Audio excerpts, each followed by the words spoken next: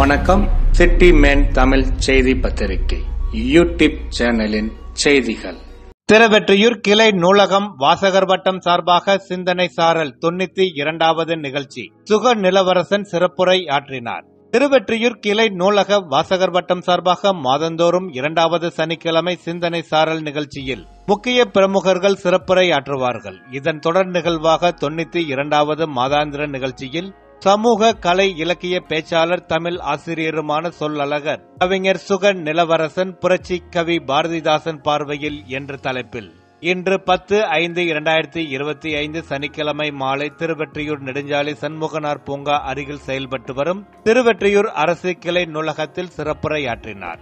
இந்நிகழ்ச்சியில் வாசகர் வட்டத்தின் தலைவர் அரிமா என் துரைராஜ், துணைத் தலைவர் குரு சுப்பிரமணி, வாசகர் வட்டத்தைச் சேர்ந்த தொழிலதிபர் எம் மதியழகன், சிலம்பு செல்வர் புலவர் தமிழ் அமுதன், கவியரசு கண்ணதாசன் பாசறையின் தலைவர் புரட்சி கனல் கா ராமலிங்க ஜோதி, நீலகண்டன், பக்கிரிசாமி, கிறிஸ்டினா ஆகியோருடன் பொதுமக்கள் பலர் கலந்து கொண்டார்கள்.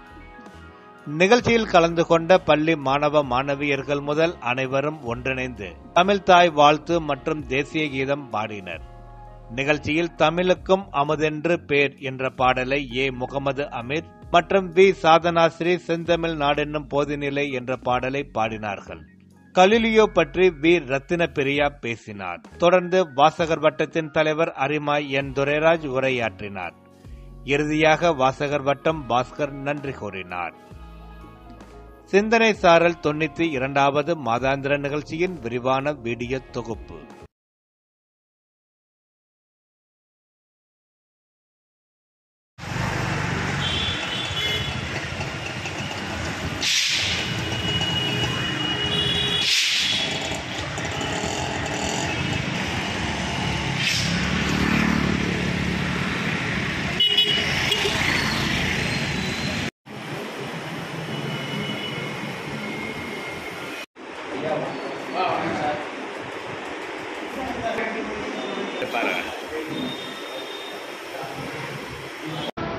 அன்புடைய அனைவருக்கும் இனிமையான மாலை வணக்கம். நமது நூலகத்தின் சார்பாக ஒவ்வொரு மாதமும் சிந்தனை சாரல் நிகழ்ச்சி நடைபெறுகிறது. உங்கள் அனைவருக்கும் அதை இப்பொழுது தமிழ்தாய் வாழ்த்துடன் துவங்குகிறோம். தமிழ்தாய் வாழ்த்து சாதனாஸ்ரீ அண்டு ரத்தின பிரியா.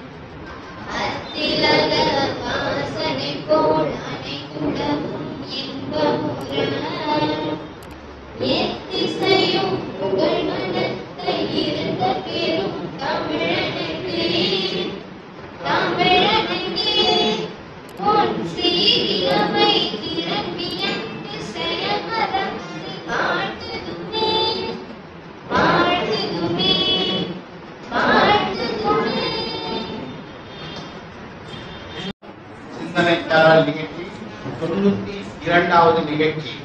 இந்த நிகழ்ச்சிக்கு வந்திருக்கும் அனைவரையும் வருக வருக என வரவேற்கிறேன். குறிப்பாக நமது வாசகத்தின் தலைவர் திரு எம் துரைராஜ் அவர்களையும், நமது அழைப்பை ஏற்று வந்திருக்கும் இளவரசன் அவர்களையும்,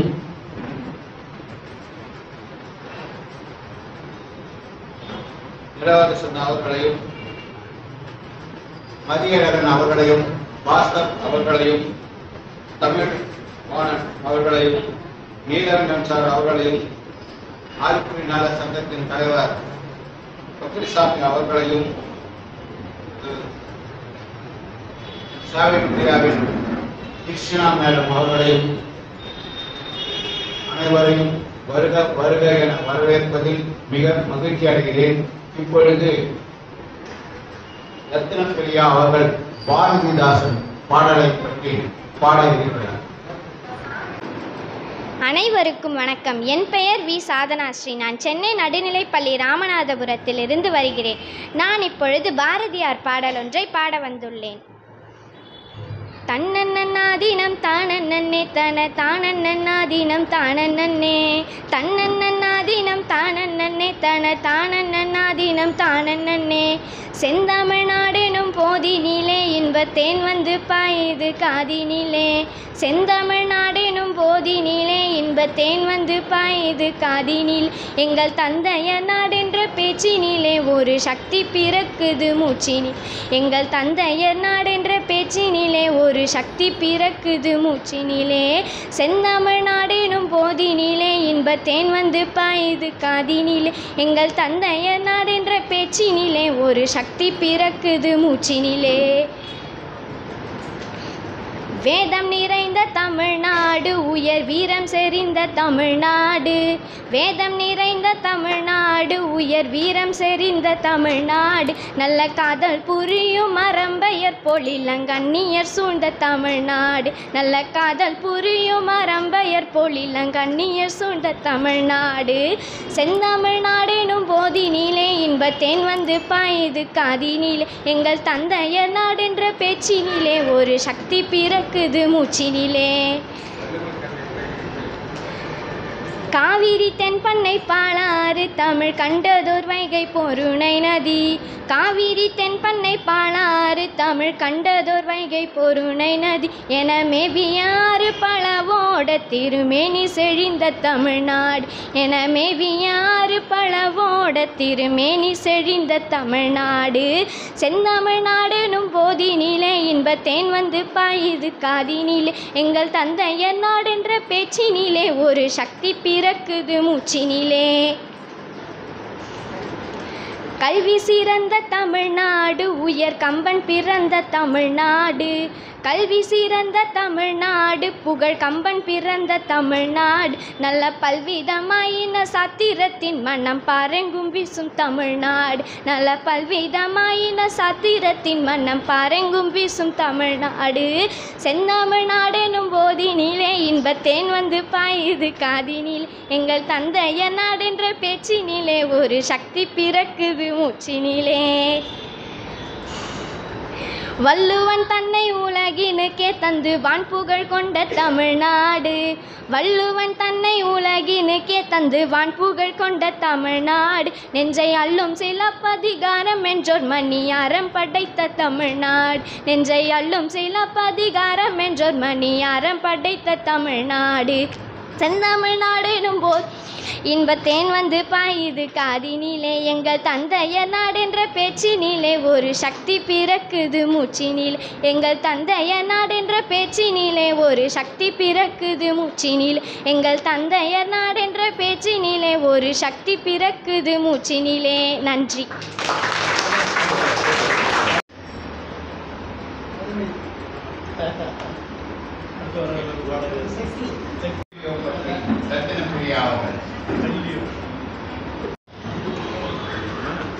அனைவருக்கும் வணக்கம். என் பெயர் வி. ரத்னபிரியா. நான் சென்னை நடுநிலைப்பள்ளியில் படிக்கின்றேன். நான் இப்பொழுது கலீலியோ கல்வியை பற்றி கூற வந்துள்ளேன். கலீலியோ 1609 3x உருப்பெருக்கல் கொண்ட ஒரு தொலைநோக்கியை உருவாக்கினார். அதன் பின்னர் அவர் 30x உருப்பெருக்கல் கொண்ட ஒரு தொலைநோக்கியை உருவாக்கினார். ஒரு கலீலியன் தொலைநோக்கி மூலம் பார்வையாளர் பெரிதான நிமிர்ந்த படங்களை பார்க்க முடியும். கலீலியோ இதை வானத்தை ஆராய பயன்படுத்தினார். கலீலியோ கலிலி பற்றிய சில தகவல்கள். இத்தாலியின் பீசாவில் பிப்ரவரி 15, 1564 அன்று பிறந்தார். புளோரன்ஸ் நகரில் குழந்தை பருவத்தின் பெரும்பகுதி வாழ்ந்தார். பதுவா பல்கலைக்கழகத்தில் கணித பேராசிரியராக 1592 முதல் 1610 வரை இருந்தார். ஜனவரி 8, 1642 அன்று புளோரன்ஸ் அருகே ஆர்கெட்டில் இறந்தார். கணிதவியலாளர், வானியலாளர் மற்றும் இயற்பியலாளர். கண்காணிப்பு வானியலின் தந்தை, நவீன வானவியலின் தந்தை மற்றும் நவீன இயற்பியலின் தந்தை என்று அழைக்கப்படுகிறார். நன்றி.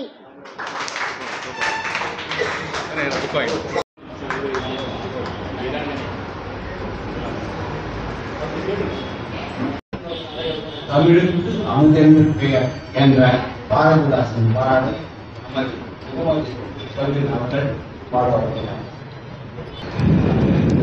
என் பெயர் ஏ. முகமது அபிரூப்.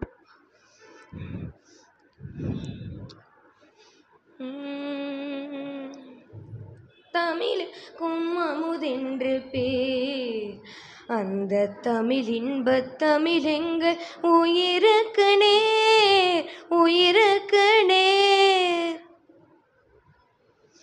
தமிழுக்கும் அமுதென்று பேர், அந்த தமிழ் இன்பத் தமிழெங்கள் உயிருக்கு நேர், உயிருக்கு நேர்.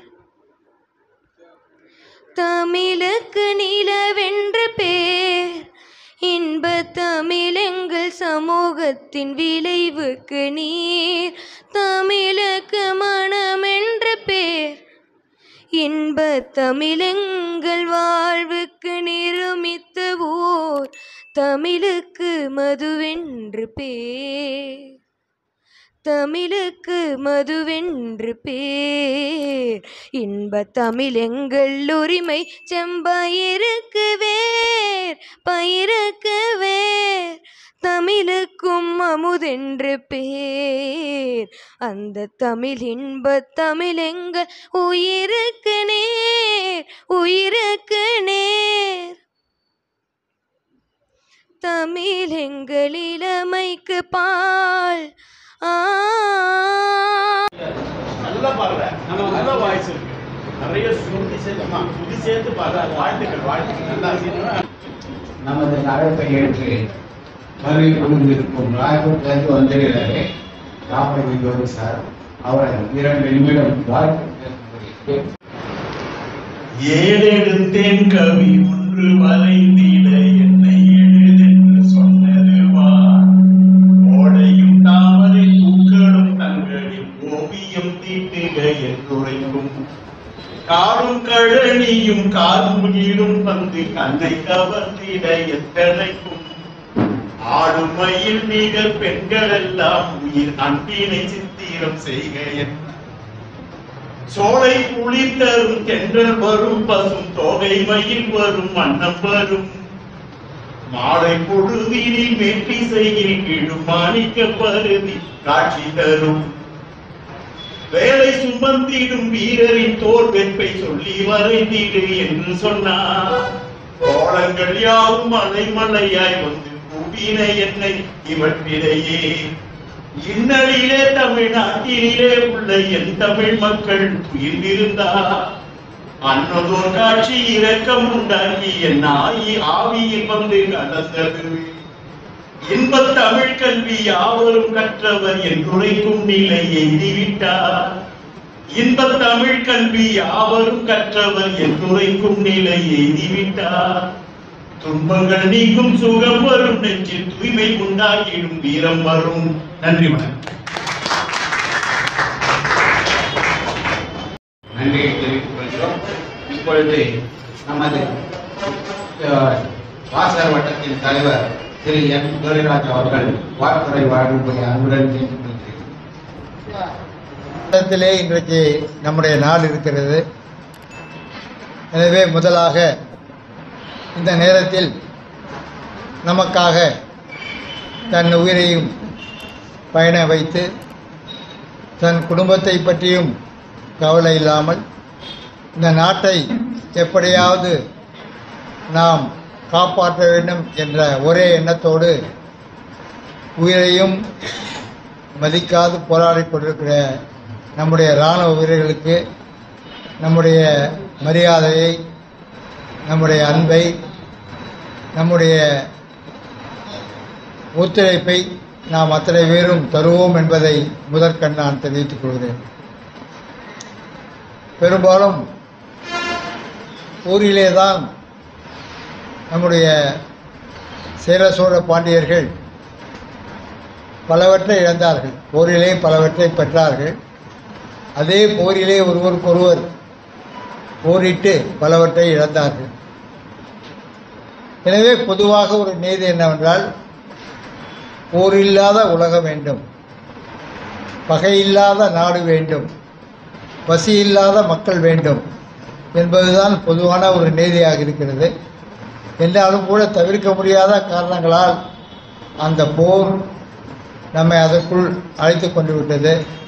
எனவே இந்த போர்க்காலத்தில் நாமெல்லாம் அவர்களுடைய குடும்பத்தாருக்கெல்லாம் நம்முடைய வாழ்த்துக்களை, நம்முடைய நன்றிகளை நாம் மீண்டும் தெரிவித்துக் கொள்வோம். முதல் உலகப் போர் முடிந்த பிறகு 2வது உலகப் போரிலே நாடுகள் எல்லாம் ஒன்றாக கூடின. அப்படி கூடிய போது பல லட்சக்கணக்கான உயிரிழப்பு, பலர் தங்களுடைய உயிருக்கு போராடி கொண்டிருக்கிற நிலை, பலர் காயமுற்று மருத்துவமனையில் இருக்கின்ற நிலை.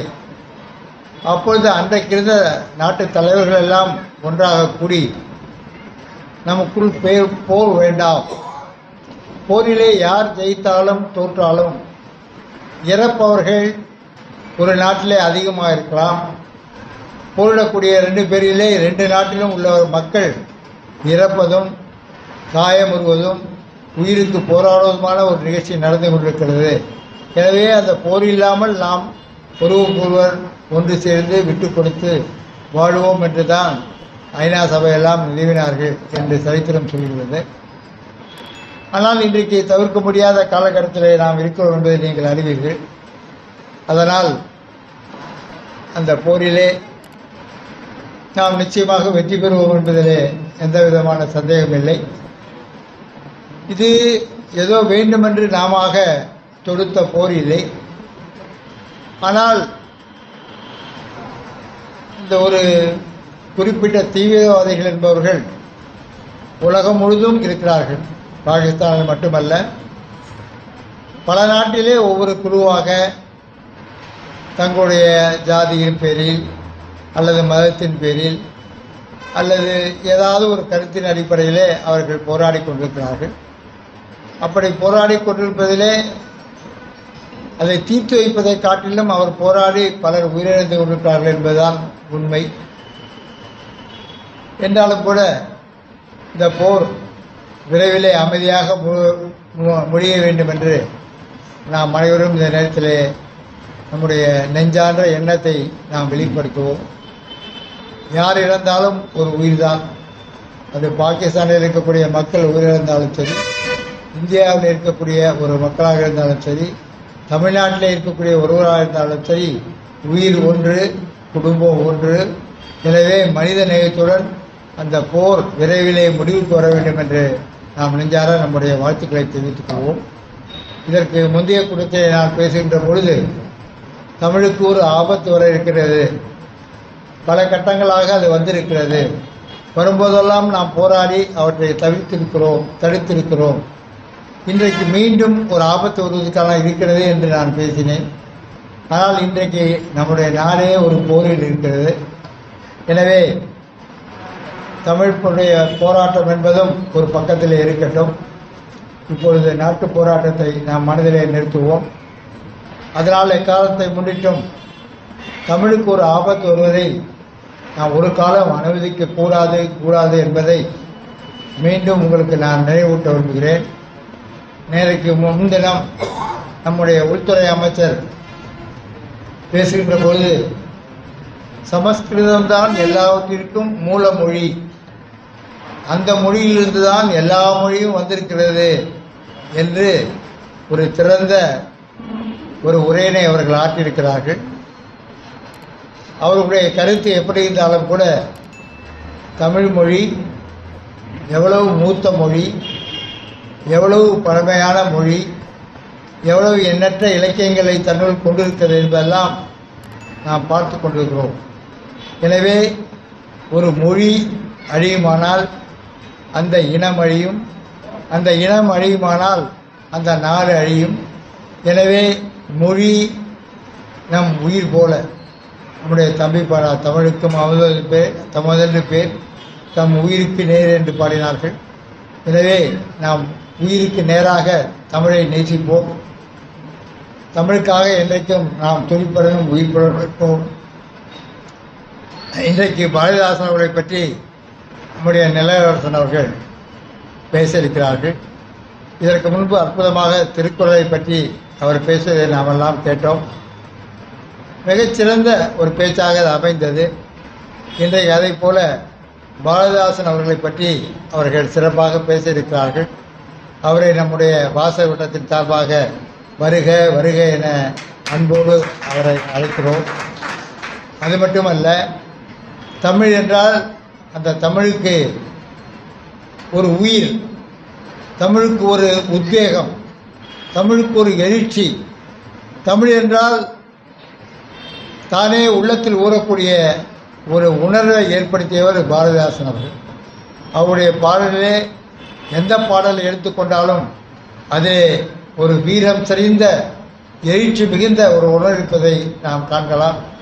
அப்படிப்பட்ட பாரதிதாசன் அவர்களை பற்றி பேச இருக்கிற நம்முடைய நிலவசன் அவர்களுக்கும் சிறப்புடன் வருகை புரிந்திருக்கிற ஐயா ஜோதி ராமலிங்கம் ஐயா அவர்களுக்கும் ஐயா தமிழ் ராமச்சந்திரன் அவர்களுக்கும் என்னுடைய நன்றியை நாங்கள் தெரிவித்துக் கொள்கிறோம். இன்றைக்கு விடுமுறை நாளாக இருப்பதால் மிக குறைவான மக்கள் வந்திருந்தாலும் கூட எப்பொழுதும் வருகிறவர்கள் நிச்சயமாக வருகிறார்கள். எனவே கூட்டம் குறைவாக இருந்தாலும் கேட்பதற்கு ஆர்வமாக வந்திருக்கிற உங்கள் அத்தனை பேருக்கும் வாசகர் வட்டத்தின் சார்பாக மனமார்ந்த நன்றியை தெரிவித்து நிறைவு செய்கிறேன். நன்றி, வணக்கம். நன்றி ஐயா. இப்பொழுது நமது சிறப்பு பேச்சாளர் நிலவரசன் அவர்களை பாரதிதாசன் பற்றி பேச அழைக்கிறேன்.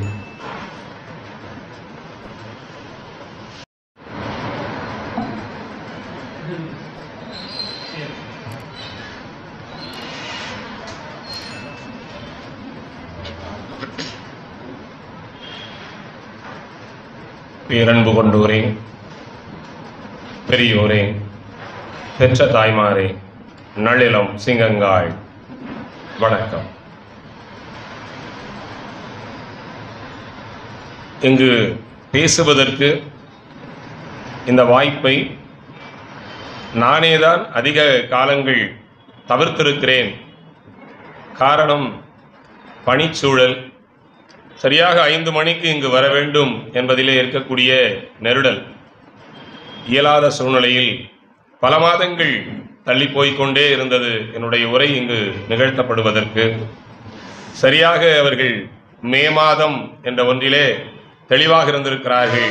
இதில் எந்த சாக்குப்போக்கும் நீங்கள் சொல்லிவிட முடியாது என்று பிடித்திருக்கிறார்கள் மதியும் KS ஐயா அவர்கள். இங்கு இந்த நிகழ்விலே பேசுவது என்பது எல்லோருக்கும் எப்படியோ எப்போதுமே தாய் வீட்டில் பேசுவதாகத்தான் நான் நினைக்கிறேன். இது தாய் வீட்டு உறவு என்கிற நிலையிலே தான் இந்த உரையை நான் இங்கு நிகழ்த்தவிருக்கிறேன்.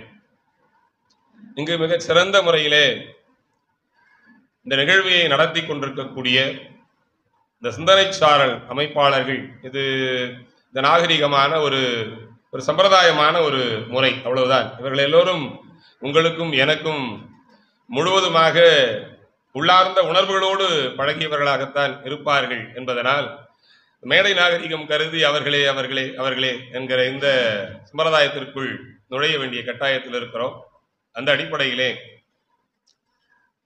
இந்த அமைப்பினுடைய அணிவேராக இருக்கிற ஐயா, அங்கிருந்தே நம்முடைய நிகழ்வுகளை எல்லாம் உற்று கவனித்துக் கொண்டிருக்கக்கூடிய GVR ஐயா அவர்களுக்கும், ND ஐயா அவர்களுக்கும், மதியழகன் நண்பர் அவர்களுக்கும், KS ஐயா அவர்களுக்கும், பாஸ்கரன் அவர்களுக்கும், இந்த நூலகத்தினுடைய சிற்பியாக விளங்குகிற பானிக் பாண்டியன் அவர்களுக்கும் நெஞ்சார்ந்த வணக்கத்தை நன்றியும் தெரிவித்துக் கொள்கிறேன். இந்த நிகழ்விலே பேசுவது என்பது மிக ஆர்வமாக இருந்தாலும் இப்போது கூடுதல் ஆர்வத்தை தந்திருக்கிறார்கள் 2 ஆளுமைகள். ஒன்று, என்னை பட்டை தீட்டிய என்னுடைய ஆசிரிய பருவத்திலும் இலக்கிய நிலையிலும் சமூக அமைப்பிலும் என்னை ஒரு மாணவனாக ஏற்றுக்கொண்டு எங்கெங்கெல்லாம் நான் பேசுகிறேனோ அங்கெங்கெல்லாம் என்னுடைய நிறை குறைகளை தட்டி பட்டை தீட்டி சொக்கத்தங்கமாக மாற்றுகிற என் மாபெரும் பேராசான் ஐயா புலவர் தமிழமுதன் அவர்களை வணங்கி என் உரையை தொடங்குகிறேன். அன்பு பெரியவர்களே, 2 பெரும் ஜாம்பவான்கள் என்னுடைய வாழ்க்கையிலே. அவர்களிடத்திலே நான் கருத்து சொல்லிவிட்டு பேச சென்று விட்டால் எவரொருவரும் குற்றம் காண முடியாத அளவிற்கு அந்த இருவரும் என்னை வளர்த்திருக்கிறார்கள். அதில் ஒருவர் தான் ஐயா தமிழமுதன் அவர்கள், இன்னொருவர் ஐயா புலவர் தனபாலன் அவர்கள். இந்த இருவரிடத்திலே நான் குட்டு பெற்று மேடையில் நின்றால் என்னை வேறொருவர் குட்டுவதற்கு வாய்ப்பே இருக்காத அளவிற்கு என்னை வளர்த்தவர்கள் இந்த இருவரும் என்பதிலே பெருமை கொள்கிறேன். இந்த அறிமுகத்தோடு இந்த தலைப்புக்குள் நான் நுழைகிறேன். தேடிச் சோறு நிதம் நின்று பல சின்னம் சிறுகதைகள் பேசி மனம் வாடி துன்பமிக உழன்று பிறர் வாட பல செயல்கள் செய்து நரை கூடி கிழ பருவம் எய்தி கொடும் கூற்றுக்கு இறையனப்பின் மாயும் பல வேடிக்கை மனிதரை போலே நான் வீழ்வேன் என்று நினைத்தாயோ என்ற கூற்றுக்கு விளக்கமாக விளக்காக ஆணிவேராக அச்சாரமாக விளங்கியவர்தான் புரட்சி கவிஞர் பாரதிதாசன். புரட்சி கவிஞர் பாரதிதாசன் என்று சொன்னாலே மயிர்கால்கள் எழுந்து நடனமிடும். அந்த அளவிற்கு பாரதியின் தாசனாக பாரதியின் பற்றாளராக இருந்தாலும் பாரதியை விட வீறு கொண்ட கருத்துக்களை பதிவு செய்தவர் என்பதிலே அவருக்கு தனி இடம் உண்டு. அதை இந்த தமிழ் சமூகம் ஏற்றுக்கொள்ளும் என்று நான் நினைக்கிறேன். பாரதி அந்த அளவுக்கு கோபப்பட மாட்டார். பாரதிதாசன் அவர் கோபத்தை கட்டுப்படுத்தவே முடியாது. அதற்கு சான்றுதான் கொலைவாளினை எடடா மிகு கொடியோர் செயல் அறவே. யாருக்கு வரும் இந்த துணிச்சல்? அத்தகைய துணிச்சலோடு கவிதை இயற்றுகிற ஆற்றல் மிகுந்த இந்த பாரதிதாசன் 72 ஆண்டுகள் 11 மாதங்கள் 28 நாட்கள் தமிழோடு வாழ்ந்திருக்கிறார். 72 ஆண்டுகள் 11 மாதங்கள் 28 நாட்கள் தமிழோடு வாழ்ந்திருக்கிறார். மறைந்து 61 ஆண்டுகள் ஆகிறது. தமிழாக வாழ்ந்து வருகிறார். முன்பாக தமிழோடு வாழ்ந்தார், இப்போது தமிழாக வாழ்ந்து கொண்டிருக்கிறார். கணக்கு ஒன்று பார்த்தால் ஏதோ ஒன்றிலே சேருகிறது. இதை கூட்டி பார்த்தால் 133. இதை கூட்டி பார்த்தால் 133. இந்த 133 ஆண்டுகளும் தமிழாகவும் தமிழோடும் இருந்ததனால் தான் புரட்சி கவிஞன் தமிழுக்கும் அமுதென்று பேர், அந்த தமிழ் இன்ப தமிழ் எங்கள் உயிருக்கு நேர் என்று சொல்ல காரணம் அவன் தமிழும் உயிரும் வேறு வேறு அல்ல, தமிழ்தான் உயிர், உயிர்தான் தமிழ் என்று சொல்லி வாழ்ந்த காரணத்தினால் தான் இந்த வாசகத்தை முன்வைத்தான். பாரதியார் பாடிய ஒரு பாடலுக்கு விளக்கம் தெரியாமல் பல பேர் இருந்திருக்கலாம். ஆனால் இப்போதுதான் தெரிகிறது அவர் பாடிய பாடலுக்குரிய விளக்கமும் சான்றும் ஆதாரமும் இவர்தான் என்று. என்ன பாடலாக இருக்கும்? அக்னி குஞ்சொன்று கண்டேன், அதை ஆங்கொரு காட்டினில் பொந்திடை வைத்தேன், வெந்து தணிந்தது காடு, தழல் மூப்பினில் குஞ்சென்று மூப்பென்று முன்றோ தத்தரிகள் தத்தரிகிட தத்தோம் என்று பாடினானே. அந்த அக்னி குஞ்சு யார் யார் என்று தேடி பார்த்த போதுதான் தெரிந்தது அந்த அக்னி குஞ்சு வேறு யாரும் இல்லை, புரட்சி கவிஞன் பாரதிதாசன் தான் என்று. பாரதியாரினுடைய பரம்பரைகளிலேயே மூத்த பிள்ளையாக இருந்தவர் தான் பாரதிதாசன். அப்படிப்பட்ட பாரதிதாசன் தமிழுக்கு அமுதென்று பெயர் என்று சொல்ல காரணம் என்ன? இங்கு ஒரு குழந்தை யாராவது ஒருத்தர், நீங்க வாங்க சொல்லலாம், நீங்க வாங்க, சும்மா வாங்க. தமிழ் தமிழ் என்பது இடைவிடாமல் சொல்லுங்க பார்ப்போம். சொல்லிக்கிட்டே இருக்கேன், சொல்லிக்கிட்டே இருங்க பாப்போம். விடவே கூடாது, இன்னும் வேகமா. தமிழ் தமிழ் தமிழ் தமிழ் தமிழ் தமிழ் தமிழ் தமிழ் தமிழ் தமிழ் தமிழ் தமிழ் என்றால் அமிழ்தென்று முடியும். என் அன்பு பெரியவர்களே, அமிழ்து அமிழ்து என்று சொல்லுங்கள், அமிழ்து அமிழ்து என்று இடைவிடாமல் சொல்லுங்கள். முடியும் மொழியை பாருங்கள். அமிழ்து அமிழ்து அமிழ்து அமிழ்து அமிழ்து அமிழ்து அமிழ்து அமிழ்து அமிழ்து தமிழ் தமிழ் தமிழ் தமிழ் தமிழ் என்று முடியும். இதனால்தான் நன்றியா, இதனால்தான் புரட்சி கவிஞன் பாரதிதாசன் தமிழுக்கும் அமுதென்று பேர், அந்த தமிழ் என்ப தமிழ் எங்கள் உயிருக்கு நேர் என்று சொன்னான். தமிழையும் அமிழ்தையும் இப்படித்தான் நாம் அடையாளம் காட்ட வேண்டியிருக்கிறது. என் அன்பு பெரியவர்களே, அமிழ்து என்பது வேறொன்றும் இல்லை. சங்க இலக்கியத்திலும் அமிழ்து இருக்கிறது, திருக்குறளிலும் அமிழ்து இருக்கிறது, இக்கால இடைக்கால இலக்கியத்திலும் தமிழ் இருக்கிறது, சமூக இலக்கியத்திலும் தமிழ் இருக்கிறது. எல்லா இடங்களிலும் அமிழ்து அமிழ்து என்ற சொல் இருக்கிறது. குழந்தைக்கு ஊட்டுகிற சோற்றையும் அமிழ்து என்றுதான் சொல்லியிருக்கிறார்கள். வானிலிருந்து பொழியும் மழையும் அமிழ்து என்றுதான் சொல்லியிருக்கிறார்கள் என்பதை, அமிழ்து என்பதனை அவன் தமிழாக இருக்கிறான். அதை விட ஒரு படி மேலாக தன் உயிராக பார்த்திருக்கிறார் என்பதுதான் இங்கு பாராட்டுக்குரிய செய்தியாக இருக்கிறது. இருக்கட்டும், பாரதிதாசன் புரட்சி கவிஞன், புரட்சி கவி என்று அண்ணா அழைத்தார், புரட்சி கவிஞர் என்று பெரியார் அழைத்தார். பாரதியாரின் கவிதா மண்டலத்திலிருந்து வந்த மாணிக்க சுடர் ஒரு தீப்புழம்பு என்று பாரதியார் அடையாளம் காட்டினார். இங்கு முதல் ஒரு குழந்தை பாடினார் அல்லவா, எங்கெங்கு காணிடும் சக்தியடா என்று. அதுதான் சக்தி. அந்த பாடல் தான் பாரதிதாசனுடைய முதல் பாடல். அது தன்னுடைய குருவின் முன்பாக அவர் பாடிய பாடல். அந்த பாடலின் பாட்டை, தரத்தை, பங்களிப்பை, வெளிக்காட்டுதலை வைத்தே பாரதியார் அடையாளம் கண்டு கொண்டார். இவன் புரட்சிக்கு வித்திருக்கிறான், இவனே புரட்சியின் வித்தாகவும் இருக்கிறான் என்பதை பதிவு செய்திருக்கிறார்.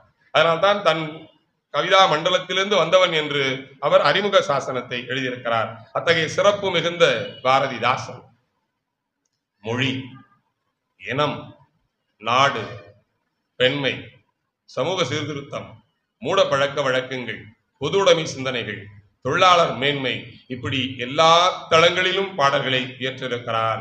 ஒன்று மட்டும் நீங்கள் பாரதிதாசனை படித்து பார்த்தால் தெரியும், எந்த கவிதையை எடுத்தாலும் அது தமிழ் என்கிற ஒரு வார்த்தை இல்லாமல் அந்த கவிதையை அவன் முடித்ததில்லை. எங்கும் தமிழ், எதிலும் தமிழ் என்ற ஒரு வாசகம் இருக்கிறது அல்லவா, அப்படி எல்லா கவிதைகளிலும், எல்லா பாடல்களிலும், எல்லா காப்பியங்களிலும் எங்கோ ஒரு இடத்தில் அவன் தமிழை மையப்படுத்தி விட்டுத்தான் சென்றிருக்கிறான் என்பதனால் தான் தமிழை உயிரிட்டான். வள்ளுவன் ஒழுக்கத்தை உயிரை விட மேலாக வைத்தான். ஒழுக்கத்தை உயிரை விட மேலாக வைத்தான். அதற்கு காரணம் இருக்கிறது. 100 வருடங்களுக்கு முன்னால் உயிர் போகிற நிலையில் இருப்பவனை காப்பாற்ற முடியாது. ஆனால் இப்போது உயிர் போகிற நிலையில் இருப்பவரை காப்பாற்றி விடலாம்.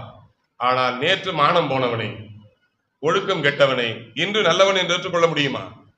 அதனால்தான் வள்ளுவன் உயிர் போகிற நிலையில் இருப்பவதை கூட நாம் மீட்டு விடலாம், ஆனால் ஒழுக்கம் கெட்டவனை நாம் ஒருபோதும் மீட்டெடுக்க முடியாது என்பதனால் தான் ஒழுக்கத்தை உயிரை காட்டிலும் மேலாக வைத்தான். அது போனால் போகிற நிலையில் இருந்தாலும் மீட்டு வந்து விடலாம், ஒழுக்கம் கெட்டால் மீட்கவே முடியாது என்று அந்த உயிரோடும் இங்கு பாரதிதாசன் தமிழை உயிராகவும் கருதிய இந்த பார்வையை தான் நாம் இங்கு பார்க்க போகிறோம். தமிழ் மட்டுமே பார்க்க முடியுமா என்றால், நாம் கொடுத்த தலைப்பு புரட்சி கவிஞர் பாவேந்தன் பாரதிதாசன் பார்வையில், அவ்வளவுதான். இவர்கள் கேட்டார்கள், பாவேந்தன் பாரதிதாசன் பார்வையில் தமிழ் என்று வைத்துவிட்டால் என்ன என்று. பாரதிதாசன் தமிழோடு நிற்கவில்லை, பலதரப்பட்ட பன்முக கோணங்களில் பாரதிதாசனை நாம் பார்க்கிறோம் என்பதனால் கொஞ்சம் கொஞ்சம் கொஞ்சம் ஆங்காங்கு அவர் சொன்ன செய்திகளை நாங்கள் முன்வைத்து விட்டு செல்லலாம் என்று நினைக்கிறேன். அன்பு பெரியவர்களே, இந்த தலைப்பிலே போகிற போது இங்கு சிறந்த ஒரு ஆளுமைகள் உட்கார்ந்திருக்கிறீர்கள். இந்த தமிழை சுவைத்தவர் மத்தியில் பேசுவது கடினம், தமிழை சுவாசிப்பவர் மத்தியில் பேசுவது அதைவிட கடினம். இங்கு தமிழை சுவைப்பவர்களும் சுவாசிப்பவர்களும் சேர்ந்து இருப்பதிலே எனக்கு மித்த பெருமையாக மகிழ்ச்சியாக இருக்கிறது. இந்த இடத்திலே பாரதிதாசனை பதிவிடுவதுதான் சாலச் சிறந்தது என்பதிலே எள்ளளவும் ஐயமில்லை என்கிற நிலைக்கு வருகிறேன். ஒருவரின் வளர்ச்சிக்கு 2 பேர் தேவை. ஒரு வளர்ச்சிக்கு, முழுமையான வளர்ச்சிக்கு 2 தேவை. ஒருவர் நல்ல நண்பன், இன்னொருவர் நல்ல புத்தகம். நல்ல நண்பனும் நல்ல புத்தகமும் வேண்டும் ஒரு வளர்ச்சிக்கு. அப்படியானால் அந்த 2ம் கூட இங்குதான் இருக்கிறது. நல்ல நண்பர்களும் இங்குதான் இருக்கிறார்கள், நல்ல புத்தகங்களும் இங்குதான் இருக்கிறது. ஆக தமிழை சுவைப்பவரும் தமிழை சுவாசிப்பவரும் நல்ல நண்பர்களும் நல்ல புத்தகமாகிய நூலகமும் இருக்கிற இந்த இடத்திலே பேசுவது என்பது சாலச் சிறந்தது. கொஞ்சம் அச்சமாகவும் இருக்கிறது. காரணம், இங்கு இருப்பவர்கள் எல்லாம் வெறும் பார்வையாளர்கள் அல்ல, கையிலும் கண்ணிலும் கருத்திலும் தராசு வைத்திருக்கிறவர்கள். இந்த தராசு தட்டிலே எங்கு நம்மை வைக்கப் போகிறார்கள் என்பதுதான் இங்கு ஒரு வினாக்குறியாக இருக்கிறது. எப்போதுமே எதிரில் இருப்பவர் அறிவாளி என்றுதான் நாம் பேச வேண்டும். அப்போதுதான் நாம் தப்பித்துக் கொள்ளலாம். காரணம், மேடையில் இருப்பவரை விட கீழ் இருப்பவருக்கு அதிக தகவல்கள் தெரியும். ஒரு செய்தியை மட்டும் சொல்ல வேண்டும். எங்கள் ஐயா வந்திருப்பதனால் நீண்ட காலத்திற்கு பிறகு என்னுடைய உரையை கேட்க வந்திருக்கிறார். இவர்கள் இருவரும் சொல்வதுதான், பாரதியினுடைய தமிழ் வளர்ச்சி பேரவை என்பது சற்றேறக்குறை 40 ஆண்டுகள் கடந்து நடந்து வந்து கொண்டிருக்கிறது.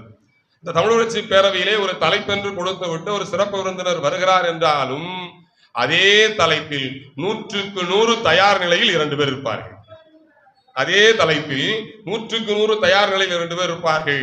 ஒருவர் ஐயா தமிழமுது அவர்கள், ஒருவர் ஐயா புலவர் தனபாலன் அவர்கள். கூட்டம் ஒருபோதும் சோடம் போகாது. அதைத்தான் சொல்லியிருக்கிறார்கள். எங்கு சென்றாலும் அந்த தலைப்பு சார்ந்து சிந்திக்க வேண்டும். தலைப்பை விட்டு ஒருபோதும் வெளியில் சென்று விடக் கூடாது. ஒரு பேச்சாளனுக்கு அழகுதுதான். காரணம், இங்கு வந்திருப்பவர்கள் எல்லாம் நேரம் இல்லாமல் வந்திருக்கவில்லை. இவர் என்ன சொல்ல போகிறார் என்பதை கேட்க வந்திருக்கிறார்கள். பசியோடு வந்திருப்பவர்களுக்கு நான் ருசியார படையில் போட வேண்டும் என்கிற பார்வையில் தான் இந்த தலைப்பை நாம் கொண்டு போக வேண்டியிருக்கிறது. அன்பு பெரியவர்களே, புதுச்சேரியிலே ஆன்மீக புரட்சி செய்தவர் அரவிந்தர், தேசிய புரட்சி செய்தவர் பாரதியார், சமுதாய புரட்சி செய்தவர் பாரதிதாசன். இந்த 3 புரட்சிகளினுடைய கலப்பில் உருவான பாரதிதாசன் எந்த அளவுக்கு புரட்சி என்ற சொல்லுக்கு பொருத்தமானவர் என்பதை நாம் புரிந்து கொள்ள வேண்டும். அந்த புரட்சியை எங்கெல்லாம் விதைத்திருக்கிறார் என்பதை நாம் பார்க்க வேண்டும். இவர் பாடாத பொருள் இல்லை. எதில் பாடவில்லை என்று கேட்பதற்கு இல்லை. பாடாத பொருள் இல்லை. இயற்கை முதல் இமயம் வரை, மண் முதல் விண் வரை எல்லாவற்றையும் பாடியிருக்கிறார். குறிப்பாக இயற்கையை பாடாத கவிஞர்கள் இல்லை. இயற்கையை பாடாத கவிஞன் இல்லை. இயற்கையை பாடாதவன் கவிஞனே இல்லை. இயற்கையை பாடாத கவிஞன் இல்லை. இயற்கையை பாடாதவன் கவிஞனே இல்லை. காரணம், இயற்கைதான் ஒரு கவிஞனுக்கு முளைப்பால், தாய்ப்பால். இயற்கையை தொட்டுத்தான் ஒருவன் எழுத பழகுகிறானே தவிர எடுத்த மாத்திரத்திலேயே சித்தாந்தங்களையும் வேதாந்தங்களையும் கருத்துக்களையும் ஒருவனால் எழுத முடியாது. இயற்கை கற்றுத்தந்ததைத்தான் அவன் பார்த்து பார்த்து எழுதுகிறார் என்பதுதான். இந்த இயற்கையிலிருந்து அவர் அழகு எங்கு பார்க்கிறார் என்று கேட்கிறார். அழகு எங்கப்பா இருக்கு? பாரதிதாசன் கேட்போம். எடுத்த உடனே புரட்சிக்கு போயிட வேண்டாம்ல. அழகு எங்கு இருக்கிறது? முதல் அழகு எங்கு பார்த்தோம் நாம்? உலகத்தின் முதல் பேரழகியா எங்க அம்மா. பேரழகன் எங்க அப்பா. உலகின் பேரழகி எங்க அம்மா, பேரழகன் எங்க அப்பா. அதை தாண்டி ஒரு அழகை வேண்டுமானால் நீங்கள் வெளியே தேடலாம். இதை விட ஒரு சிறந்த அழகு, என் அன்பு பிள்ளைகளே, குழந்தைகளே, அம்மாவும் அப்பாவும் தான் உலகின் மிகப்பெரிய அழகு. அம்மாவும் அப்பாவும் தான் உலகின் மிகச் சிறந்த ஹீரோயின்கள். மற்றவர்கள் எல்லாம் துறவியுங்கள். அப்படிப்பட்ட சூழ்நிலையிலே அழகை அவன் பார்ப்பது. காளையிலும் பருதியிலே அவளை கண்டேன் பாடல். எல்லா பாடல்களையும் சொல்லி சொல்லி நேரத்தை வீணடிக்க வேண்டாம். இப்படி பார்த்தால் போதும். எங்கெல்லாம் பார்த்தார்? பெண்கள் பூ கட்டுகிற நிலையில், சூரியன் உதிப்பதில், சூரியன் மறைவதில், கடன் வாங்கி நிலவு எழுவதில் விழுவதில், எல்லா இடங்களிலுமே கடலிலே நுரை பொங்குவதில், தென்றல் அசைந்து ஆடுவதில், இலை கொடி தரைகளில் எல்லாவற்றிலும் அழகை பார்த்திருக்கிறார். அப்படி அழகை பார்த்த அந்த மனதில் இருந்துதான் புரட்சியையும் வெடிக்க வைத்திருக்கிறார் என்பதை நாம் தெரிந்து கொள்ள வேண்டும். அன்பு பெரியவர்களே, செந்தமிழே, உள்ளுயிரே, உயிரே என்று சொல்லலாம், உள்ளுயிரே, உள்ளுக்குள் இருக்கிற உயிர், செந்தமிழே, உயிரே, நறுந்தேனே, செயலினை மூச்சினை உனக்களித்தேனே, நைந்தாயிரில் நைந்து போகும் என் வாழ்வு, நன்னிலை உனக்கெனில் எனக்கும் தானே என்ற பாடலை ஒவ்வொரு தமிழனும் ஒவ்வொரு குழந்தையும் மனதில் நிறுத்திக் கொள்ள வேண்டும். அன்பு பிள்ளைகளே, பெரியோர்களே, தயவு செய்தை மறந்து விடாதீர்கள். காரணம், தமிழ் வாழ்ந்தால் நாம் வாழ்வோம். தமிழ் வாழ்ந்தால் தமிழன் வாழ்வான். தமிழ் வாழ்ந்தால் தமிழ்நாடு வாழும். தமிழ் வீழ்ந்தால் தமிழன் வீழ்வான். தமிழ் வீழ்ந்தால் தமிழ்நாடு வீழும். மொழி மட்டுமே நமது படை, மொழி மட்டுமே நமது கருவி, மொழி மட்டுமே நமது அடையாளம், மொழி மட்டுமே நமது பண்பாடு, மொழி மட்டுமே நமது மானம், மொழி மட்டுமே நமது உயிர், மொழி மட்டுமே எல்லாமே. அதனால்தான் உயிர் என்று சொல்லும். இந்த மொழியை கையாண்டு கையாண்டு ஆண்டு ஆண்டு ஆண்டுதான் நாம் ஆண்டோம். மொழியை ஆண்டு ஆண்டுதான் நாம் ஆண்டோம். ஆண்டாண்டு காலம் மாறினாலும் மொழியை மறக்காமல் இருக்க வேண்டும். ஐயா அழகா சொன்னாங்க. ஐயா மொழியை அழித்து விட்டால் போர்லாம் வேண்டாம். மொழியை அழித்து விட்டால் சமூகம், நாடு தானாக அழிந்துவிடும். அதைத்தான் கருவியாக எடுக்கிறார்கள். அதில் தெளிவாக இருங்கள் என்று. அதனால்தான் பாரதிதாசன் திரும்ப திரும்ப திரும்ப மொழியின் மீது தன்னுடைய பார்வையை வைத்துக் கொண்டே இருந்தார் என்பதைத்தான் நாம் இங்கு பார்க்க போகிறோம். தமிழுக்கு அமுதென்று பேர், அந்த தமிழின்ப தமிழெங்கள் உயிருக்கு நேர். இந்த தமிழ் பாடலை எல்லா பள்ளிகளிலும் எல்லா குழந்தைகளும் பாடியிருப்பார்கள், பேசியிருப்பார்கள், பட்டிமன்றங்கள், பேச்சு போட்டிகள் எல்லாவற்றிலும் பாடியிருப்பார்கள். ஆனால் உணர்ந்திருப்பார்களா என்பதை நாம் உணர்த்த வேண்டியது நம் கடமையாக இருக்கிறது. எனவே வெறும் வார்த்தை அளவிலே தமிழ் அல்ல, வெறும் வார்த்தை அளவில் தமிழ் அல்ல, அது உயிரோடு, உதிரத்தோடு, உணர்வோடு, ரத்தமும் சதையும் கலந்த வாழ்வியலோடு கலந்திருப்பதை நாம் உணர்த்திவிட்டால் குழந்தைகள் இப்போது தமிழோடு விளையாடுவார்கள். தமிழையே உணவாக, உயிராக உட்கொண்டு ஆற்றலோடும் நம்முடைய சிந்தனை வளத்தையும் பெருக்கிக் கொள்வார்கள். காரணம், தாய்மொழியில் சிந்திப்பவன் தான் அறிவாளியாகிறான், பிற மொழியில் சிந்திப்பவன் அவனுக்கு தொழிலாளியாகிறான். தாய்மொழியில் சிந்திப்பவன் தான் அறிவாளியாகிறான், பிற மொழியில் சிந்திப்பவன் அவனுக்கு தொழிலாளியாகிறான். உலக நாடுகளின் பட்டியல் எடுத்து பார்த்தால் யாரெல்லாம் தாய்மொழி வழி கல்வியை கற்று உயர்ந்தார்களோ அவர்கள்தான் மிகப்பெரிய ஜாம்பவன்களாக இருக்கிறார்கள் என்று புரிந்து கொள்ளுங்கள். ஜப்பான், சைனா, இந்த போன்ற நாடுகள் எல்லாம் தாய்மொழியில் மட்டுமே எல்கேஜி என்று சொல்கிற மழலை கல்வியிலிருந்து PhD என்று சொல்கிற ஆராய்ச்சி படிப்பு வரை தாய்மொழியில் மட்டும்தான் படிக்கிறார்கள். உலகின் பெரும் வல்லரசுகளாக இருக்கிறார்கள். என் அன்பு பிள்ளைகளே, தாய்மொழியை உள்வாங்கிக் கொள்ளுங்கள். அதுதான் உங்களுடைய எதிர்காலம் என்பதை புரிந்து கொள்ள வேண்டும். இனிமை தமிழ் மொழி எமது, எமக்கு இன்பம் தரும்படி வாய்த்த நல் அமுது என்று சொன்னார். இனிமை தமிழ் மொழி எமது, எமக்கு இன்பம் தரும்படி. தமிழ் என்றாலே இன்பம்தான் என்பதை நாம் உணர்ந்து கொள்ள வேண்டும். வாழ்நாள் முழுவதும் மொழியையே வைத்து இந்த காலத்தை கடத்தி, அந்த காலத்தை நம்முக்குள் கடத்தி சென்றவன் தான் பாரதிதாசன். நான் தொடக்கத்தில் சொல்லியது போலவே எழுதிய ஒவ்வொரு பாடல்களிலும் அவன் தமிழ் மொழியை தூக்கி பிடிக்காத வரிகள் இல்லை, அப்படி இல்லாத பாடலும் இல்லை என்ற அளவிற்கு அவன் தமிழை தூக்கியிருக்கிறான் என்றால் அந்த தமிழோடு நாம் உணர்வோடு வாழ்வதற்கு அவன் ஒரு விதையாக இருந்திருக்கிறான் என்பதை நாம் மனதில் நிறுத்திக் கொள்ள வேண்டும். உலகில் எண்ணற்ற மொழிகள் முன்னேறி கொண்டிருக்கிறது. இது என்னுடைய கருத்து. முன்னேறும் மொழிகளுக்கெல்லாம் தமிழ் முன் ஏர். முன்னேறும் மொழிகளுக்கெல்லாம் தமிழ் முன் ஏர் என்பது உண்மை புரிந்து கொள்ள வேண்டும். உலகின் ஒட்டுமொத்த மொழிகளுக்கெல்லாம் தாயாகவும் இருக்கிறது. ஒட்டுமொத்த மொழிகளுக்கு பாட்டை அமைத்து தந்த, பாதை அமைத்து தந்த மொழியாகவும் தமிழ் இருக்கிறது. தமிழ்தான் மூத்த மொழி, தமிழ்தான் முதல் மொழி, பழமையான மொழி என்பதிலே எள்ளளவும் சந்தேகம் இல்லை. வடமொழி தமிழுக்கு இணையான செம்மொழி அந்தஸ்து பெற்றிருந்தாலும் வழக்கில் இல்லாத குறை ஒன்று அதற்கு இருக்கிறது, எழுத்தில் இல்லாத குறை ஒன்று அதற்கு இருக்கிறது. ஏனென்றால் அது வழக்கிலும் இல்லை, எழுத்திலும் இல்லை, ஆன்மீகத்தில் மட்டுமே இருக்கிறது, வழிபாட்டில் மட்டுமே இருக்கிறது என்பதை புரிந்து கொள்ள வேண்டும். இருப்பினும் நம் தமிழ் மொழிக்கு ஈடாக எம்மொழியும் வந்து விடாது என்பதனால் தான் இந்த பாரதிதாசன் இவ்வளவு சிறப்புக்குரியவனாக தமிழக அரசும் இந்த ஒரு வார காலமாக அவர் விழாவை எடுத்துக் கொண்டிருக்கிறது என்பதிலே எள்ளளவும் சந்தேகம் இல்லை. யாமறிந்த மொழிகளிலே தமிழ் மொழி போல், இது அவங்க குருநாதர். சொல்லில் உயர்வு தமிழ் சொல்லே, அதை தொழுது படித்தடி பாப்பா குருநாதர். சொல்லுக சொல்லை பிரிதோர் சொல், அச்சொல்லை வெல்லும் சொல் இன்மை அறிந்து வள்ளுவன்.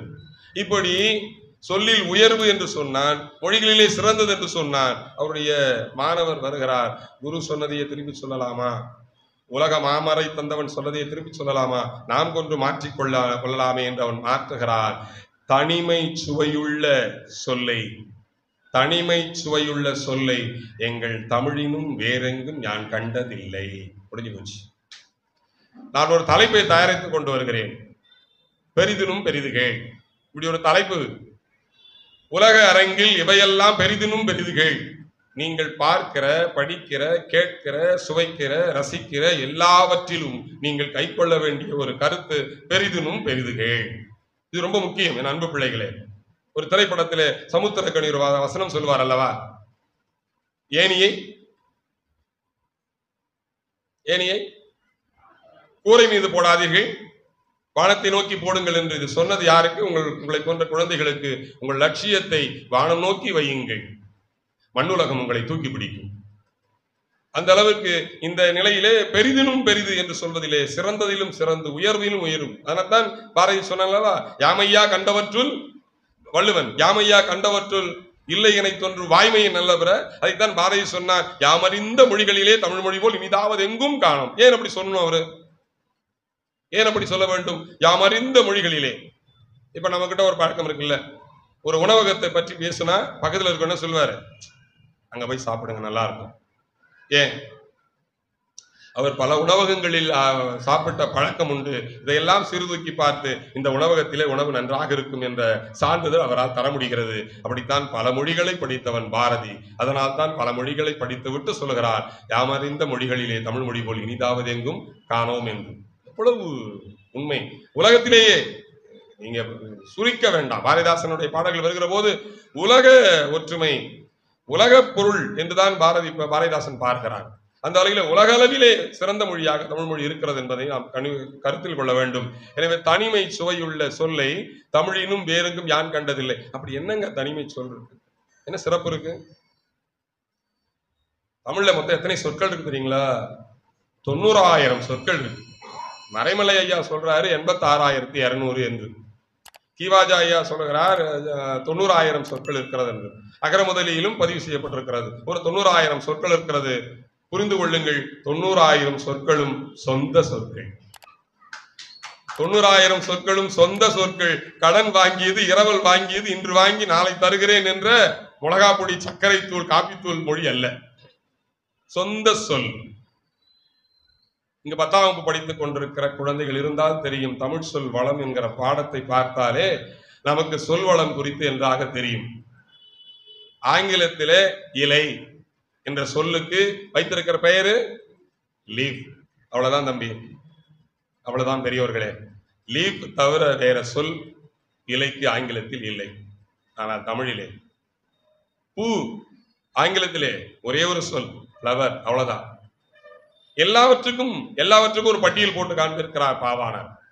ஆனால் இங்கு பார்த்தால் பிற மொழிகள் உருவத்தை மட்டும்தான் காட்டும், தமிழ் மட்டும்தான் உருவத்தையும் பருவத்தையும் காட்டும் சிறந்த மொழியாக இருக்கிறது என்பதை மறந்துவிடக்கூடாது. உருவத்தை மட்டும் காட்டுவது பிற மொழிகள், தமிழ்தான் உருவத்தையும் பருவத்தையும் காட்டும். அந்த உருவமும் பருவமும் உங்களுக்கு புரியும்படி சொல்ல வேண்டும் என்றால் பேதை, பெதும்பை, மங்கை, மடந்தை, அறிவை, தெரிவை, பேரிளம் பெண் என்கிற இந்த பருவம் உருவத்தையும் காட்டும். இது ஆங்கிலத்தில் இல்லை. அதனால்தான் தனிமை சொல், இனிமை சொல், அதுவும் தனிமை சொல் என்று சொல்லியிருக்கிறான் பாவேந்தன் பாரதிதாசன். ஓரெழுத்து ஒரு மொழியிலேயே நாம் உலகாண்டவர்கள் என்பது நமக்கு தெரியும். ஓரெழுத்து ஒரு மொழியிலேயே. எந்த உலக மொழியிலும் ஓரெழுத்து சொற்கள் இருப்பது அரிது. ஓரெழுத்து ஒரு மொழியிலேயே நாம் உலகை ஆண்டிருக்கிறோம். அந்த அளவுக்கு சிறப்பு மிகுந்த மொழியாக நாம் பார்க்கிறோம். மிக ஆழமாக பார்க்க வேண்டும் என்றால் அடுத்த அவன் நிலையை மாணவரிடத்திலே கொண்டு போய் வைப்போம். அதிலிருந்து பாரதிதாசனை நாம் அடையாளம் காட்டி செல்வோம். கற்கின்ற இருபாலில் நாட்டின் கண்ணோப்பீர். இந்த தமிழ்நாட்டின் கூட எடுத்து நாட்டின் கண்ணோப்பீர் என்று கூட போடலாம். கற்கின்ற இருபாலில் தமிழ்நாட்டின் கண்ணோப்பீர், ஆங்கிலத்தை கற்கையிலும் அயல்மொழியை கற்கையிலும் என்னாலும் தென்னாட்டின் பொன்னேட்டை செந்தமிழை உயிராய் கொள்வீரே. நீங்கள் ஆங்கிலம் படிங்க, பிற மொழிகள் படிங்க, கட்டாயம் படிக்கணும். வேண்டாம், விரும்பி படிக்கணும், விருப்பத்தோடு படிக்கணும், பிடித்தால் படிக்கணும். ஆனால் ஆங்கிலத்தை படித்தாலும் அயல் மொழியை படித்தாலும் செந்தமிழை மறவாமல் மனதில் வைத்துக் கொள்ளுங்கள். உங்களை மானமுள்ளவனாக வாழ வைப்பது மொழி மட்டும்தான் என்பதை உணர்ந்து தமிழ் குழந்தைகள் படிக்க வேண்டும். தீங்கனி என்று சொல்கிறான். கனி என்றாலே சுவைதானே. கனி என்று சொல்லிவிட்டாலே சுவைதான், சுவை என்று சொல்லிவிட்டாலே சுவைதான். ஏன் இந்த தமிழ் புலவர்களும் வள்ளுவரும் பேராசான்கள் எல்லோரும் தீம் என்று சொல்கிறார்கள் என்று சொன்னால், சுவையிலும் மிகுந்த சுவை, சுவையிலும் கூட்டிய சுவை என்று சொல்கிறான். கனி என்று சொல்வதை விட நறுங்கனி, தீங்கனி, சுவை, தீஞ்சுவை, இப்படி சுவையிலும் மிகுந்த சுவையாக இருப்பது தமிழ் மொழி என்பதை அவன் பட்டியலிட்டு காட்டுகிறான்.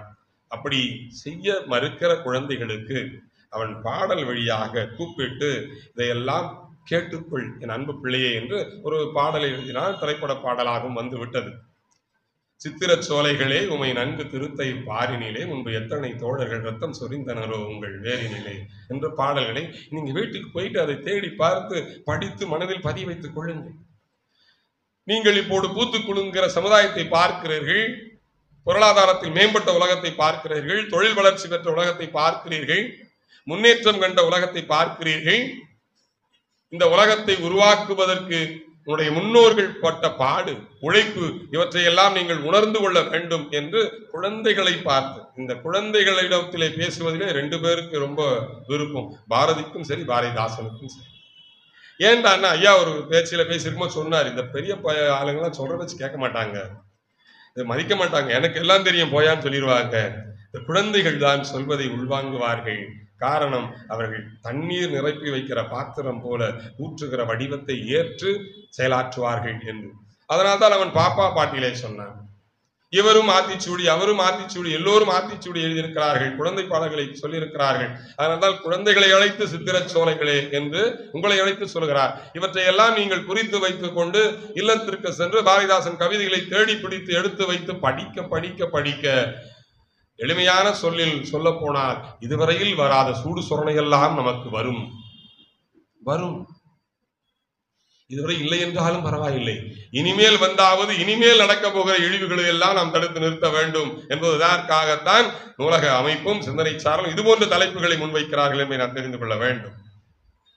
அப்பவும் உங்களை சொல்றாங்க, உசுபேத்துறார், பூட்டிய இரும்பு பூட்டின் கதவு திறக்கப்பட்டது, எலியேவா பூனையேவா நரியேவா மயிலேவா குயிலேவா எல்லாம் இல்லை, என்னவா பிள்ளைகளிடத்திலிருந்து வார்த்தை வந்தால் பெருமிதம் அடைவேன், காரணம் நான் ஆசிரியன். பூட்டிய இரும்பு பூட்டின் கதவு திறக்கப்பட்டது, சிறுத்தையே வெளியில் வா. நீ யாரு? சிறுத்தை, அஞ்சாதே அஞ்சாதே. அப்படி சிறுத்தை என்கிற சொல்லிலேயே மைக்கால்கள் நடனம் எடுக்கிற போது நீ சிறுத்தையாகவே இருந்தால் எப்படி இருக்கும்? இதைத்தான் பாரதிதாசன் உனக்குள் புகுத்துகிறான் என்ற நிலையை நாம் செய்து கொள்ள வேண்டும். குழந்தையிலிருந்து கொஞ்சம் மேல வந்து இளைஞர்களை கூப்பிட்டு தமிழையும் தமிழ்நாட்டையும் சிந்திக்கிறார்.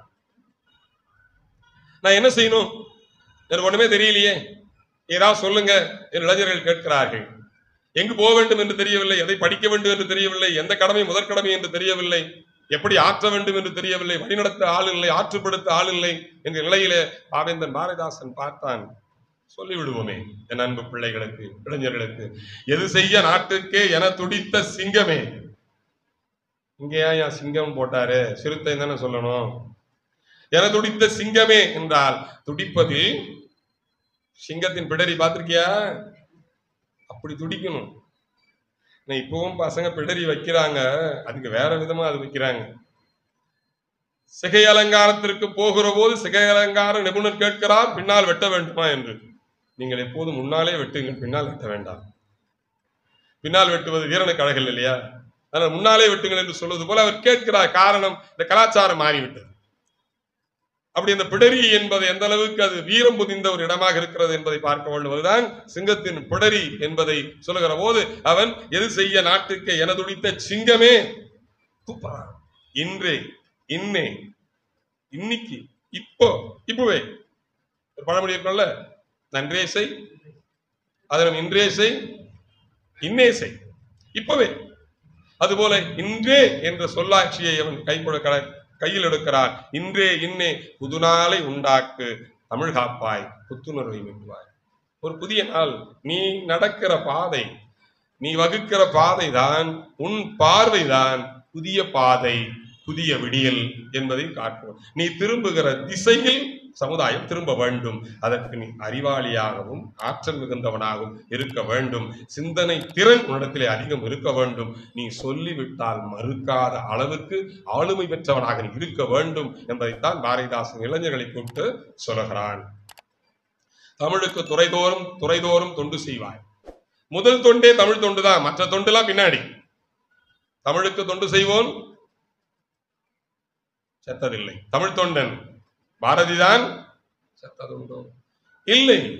தமிழ் என்று கையில் எடுத்து விட்டால் எப்படி கல் தோன்றி மண் தோன்றா காலத்தே வாளோடு முன் தோன்றிய மூத்த குடி தமிழ் குடி என்று பழம்பாடல் சொல்லுகிறதோ அதுபோல தமிழ் என்று வந்து விட்டால், எடுத்து விட்டால், நீங்கள் இந்த உலகம் உள்ளளவும் நினைக்கப்படுவீர்கள். உலகம் உள்ளளவும் நினைக்கப்படுவீர்கள் என்பதை நீங்கள் உள்ளத்தில் கொள்ள வேண்டும். அதைத்தான் இங்கு அவன் சொல்லுகிறான். இதுதான் நீ செய்யத்தக்க எப்பணிக்கும் முதற்பணியாம். சரிங்க, இதெல்லாம் நான் ஏன் செய்யணும்? இதெல்லாம் செஞ்சா என்ன? எதுக்காக செய்யணும்? அதற்கு என்ன தகுதி இருக்கிறது தமிழுக்கு? செய்து என்ன பயன்? நான் என்ன அனுபவித்தேன்? நீங்கள் என்ன அனுபவித்தீர்கள்? தமிழுக்கான இடம் என்ன என்கிற போதுதான் தமிழின் சுவையையும் இனிமையையும் பாரதிதாசன் அழகா பட்டியலிடுகிறார். மிகுந்த சுவை எதுப்பா? அமிழ்தம் என்று எதை சொல்லலாம்? நான் வகுப்பறையில் சொல்லுகிற போது சொல்லுவேன், அமிழ்து அமிழ்தம் என்றால் எதை சொல்லலாம் என்றால், உங்க அம்மா வீட்டுல பால் காய்ச்சுவாங்கல்ல, காய்ச்சுவாங்களா? 1 லிட்டர் பால் 1/2 லிட்டர் ஆயிடுச்சு. 1/2 லிட்டர் பால் ஒரு 1/4 லிட்டர் ஆயிடுச்சு. 1/4 லிட்டர் பால் 100 ml மில்லிகிராம் ஆயிடுச்சு. இன்னும் குறைஞ்சிக்கிட்டே வருது, குறைந்து கொண்டே வருகிறது. குறைய குறைய பாலின் சுவை கூடிக்கொண்டே இருக்கும். குறைய குறைய பாலின் சுவை கூடிக்கொண்டே இருக்கும். எப்போது அந்த பால் திரிந்து போகுமோ அதற்கு முந்தைய நிலை அமிழ்தம். எப்போது அந்த பால் திரிந்து போகுமோ அதற்கு முந்தைய நிலை அமிழ்தம். இப்படிப்பட்ட அமிழ்தம் என்கிற தமிழை எங்கெல்லாம் இனிமை என்று சொல்கிறார். பழத்துல சுவை இருக்கு. இன்னைக்கு வெயில் காலம் அடிச்சிருச்சு. போற வர இடங்களிலெல்லாம் கரும்பு சாறு, 50% கரும்பு சாறு, 50% நன்னீர். நம்ம நன்னீர்னு சொல்லிக்கிறோம், அது நன்னீரா தண்ணீரான்னு தெரியல. கலந்துதான் கொடுக்கிறார்கள். சிறு வயதில் நாம் குடிக்கும் போதெல்லாம் வெறும் கரும்பு சாற்றை தந்தார்கள். இப்போது கரும்பு சாற்றிலே எலும்பிச்சம் சாற்றையும் இஞ்சி சாற்றையும் கலந்து தருகிறார்கள். குழந்தை வாயில் வைத்து காரம் வேண்டாம் என்கிறது. அப்ப அந்த கரும்பில் சாறு வைத்தது, அந்த கரும்பு சாறு பூ எங்கேயோ இருக்கு, அதுக்குள்ள தேனு, பசுமாட்டு மடியிலிருந்து வரக்கூடிய பால். நம்மளுக்கு ரொம்ப பிடிச்சது தீபாவளி. பண்டிகை கொண்டாடுகிற முறை வேண்டுமானால் தமிழனுக்கு ஒவ்வாததாக இருக்கலாம். ஆனால் அதில் வருகிற பலகாரம் என்பது ரசம், அது கூட ஒரு அதி. இந்த அதிரசம் எப்படி செய்வோம் பார்த்திருக்கியா? பாகு எடுப்பாங்க அம்மா, இல்லைங்களா? அப்ப பாகு என்பது என்னவாக இருக்கிறது? சுவை மிகுந்ததாக இருக்கிறது. அதுதான் நம்ம சொல்லணும். அதாவது சுவையே இல்லாத ஒன்றையும் நாம் சுவையுடைய சொல்லாக மாற்றி இருக்கிறோம். எங்கோ கேள்விப்பட்ட ஒன்றுதான் பாகற்காய் என்பதை. பாகு இருந்தால் அது சுவை, பாகு இல்லை என்றால் சுவை இல்லாதது. அதனால்தான் பாகு அல் காய் பாகற்காய், பாகு அல் காய் பாகற்காய். பாகு என்கிற சுவை இல்லாத காய் தான் பாகற்காய். ஏன்னா அது நம் உடலுக்கு உகந்தது என்பதனால் அதையும் தமிழன் அழகாக என்ன செய்திருக்கான். நல்ல பொருளுக்கும் உடலில் இருக்கக்கூடிய கெட்டதை அழிப்பது நமக்கு கண் பார்வைக்கு சுவைக்கு கெட்டதாக இருந்தாலும் நல்லதாக சொன்னதனால் தான் பாகற்காய்ன்னு சொன்னான். இப்படி எல்லா இடங்களிலும் சுவையை இனிமையை பார்த்து கொண்டே வந்தான். நிறுத்துங்க, இருக்கட்டும், ஒத்துக்கிறேன், இதெல்லாம் சுவைதான், ஆனாலும் அப்படின்னு ஒரு புள்ளி வைத்து விட்டு இந்த பாடலை சொல்லுகிறான். இதை நான் சொன்ன மாத்திரத்திலேயே நீங்கள் பாடலை பெரியவர்கள் கண்டுபிடித்திருப்பீர்கள். குழந்தைகளுக்காகவே இந்த பாடலை மீண்டும் ஒருமுறை சொல்லுகிறேன்.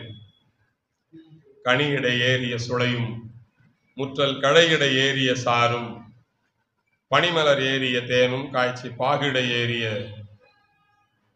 தேனும் நனிபசு பொழிந்திடும் பாலும் தென்னை நல்கிய குளிரல் அணியினும் இனியன என்பேன் எனினும் தமிழை என்னுயிர் என்பேன் கண்டீர் தமிழும் நானும் மெய்யாய் உடல் உயிரானும் கண்டீர். கனி இடை ஏறிய சுளை சுவை ஒத்துக்கொள்கிறேன், இனிமை. கழையிடை ஏறிய சாறு இனிமைதான் ஒப்புக்கொள்கிறேன். மலரில் இருக்கக்கூடிய தேனில் இருப்பதும் இனிமைதான் ஏற்றுக்கொள்கிறேன்.